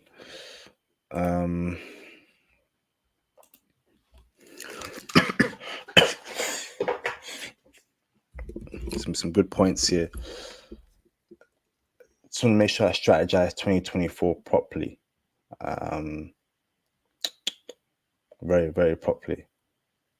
2024. Okay. And of course, crypto as well. It would be good to that regular crypto talk, maybe a crypto show or some crypto clips about, the market. What's your strategy? What coins I'm looking at? Interesting. Okay.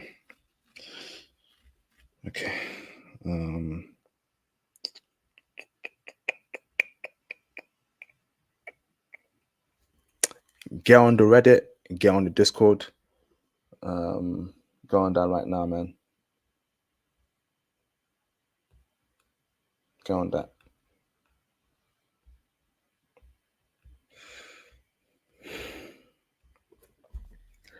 Okay. Again, if you want to come on my channel for an interview, send me a DM on IG. If you have been, or if you have intel, or someone that's been to Paraguay, Uruguay, and Peru, can you please reach out to me? I have been trying for the longest time to get intel on those 3 countries. Okay? Intel on those 3 countries: Paraguay, Uruguay, and Peru. If you know intel about that, let me know, please. Okay? I want to know, we need to know what's popping. So, what's popping in those particular venues? All right? We got to know that. Okay? You know,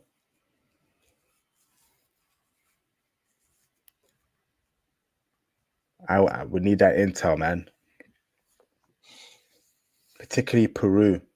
I'm hearing Japanese Latinas in Peru.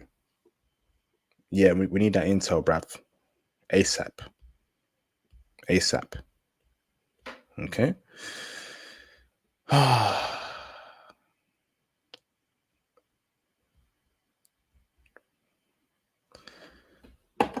Oh my goodness.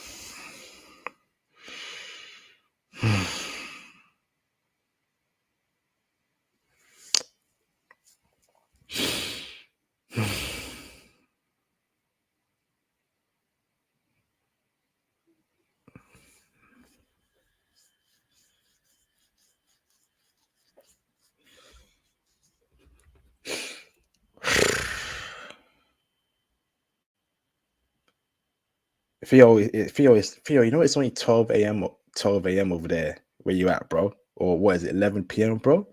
You tell me you go, that's too early, bro. Theo, a man like you, Theo, should be going to bed at 3 a.m. every day, bruv. Teach me George, bro. I'm about to drop off, bro, in 4 minutes, brother. No more callers in. Teach me George. I'm gonna reach out to you, bro, directly, brother. So have a good day. Teach me George. No more callers in at the moment, brother. Just me with my closing statements, bro. Crypto popping off, man. Crypto popping off, man. Let me show you some charts, right? There is a coin. Let me bring it up real quick. What did what this week? Bunk coin. Where is it? Let me just show you, right? Just Bunk coin price, right? Now I'm not saying get the coin. I'm just showing you just how the market works, right? And why we as passport bros need to have crypto in our strategy. Very important. Passport bros need to have crypto, right, in our strategy. All right, so share screen. Share screen. All right, so what the flip? All right, so look at this, right? Look at this. Look at that, right? So a month ago, look at that. A month ago, this coin, okay, was trading at 0. Whatever effing 0.4635, right? Right? And then look here right now. That's a 642% upwards parabolic move. Imagine putting in $1,000 here or $500 over here, holding it for a month. That's at least, I don't know, 50K, 100K. And that's what I'm saying, bruv. You know, we as passport bros need to leverage crypto in our strategy. Very important. Look at that. If you know what you're doing, right? If you do your research, it can go very well for you. Okay? Incredible. So someone out there is eating heavily. And that's good. Hopefully it's a brother. Hopefully it's a brother that is eating heavy of that move, man. That's what I want to see. So right, I'm a wrap out, man. I I need to get some sleep.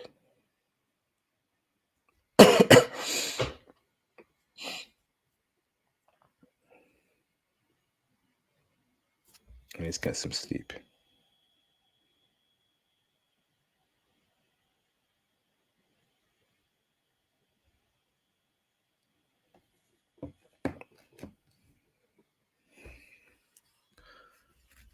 Ozzy, what is your source that Shiba Inu is gonna do well, bro? What's your source?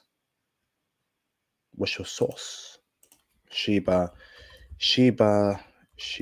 Inu coin. Oh wow, is there's a rally? What? There's another Shiba Inu rally? Are you kidding me right now? Brav, let me check Shiba Inu coin price. Shiba Inu, okay. 7 days ago. 1 month ago. Interesting. 1 year ago. All-time highs. Interesting. Okay. All right. Brothers, salute. Take it easy. And I see you, brothers.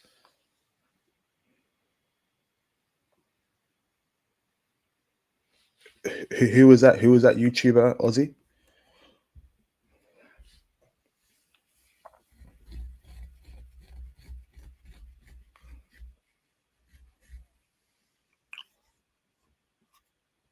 If I end the stream, I'm super tired right now.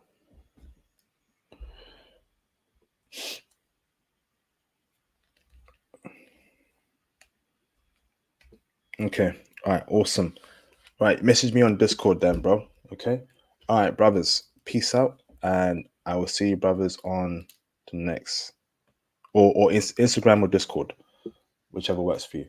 Peace out, brothers. Yeah. Have a great week ahead. Have a great weekend. Keep the faith. Be positive. Believe in yourself. Have a strategy. Work on your goals.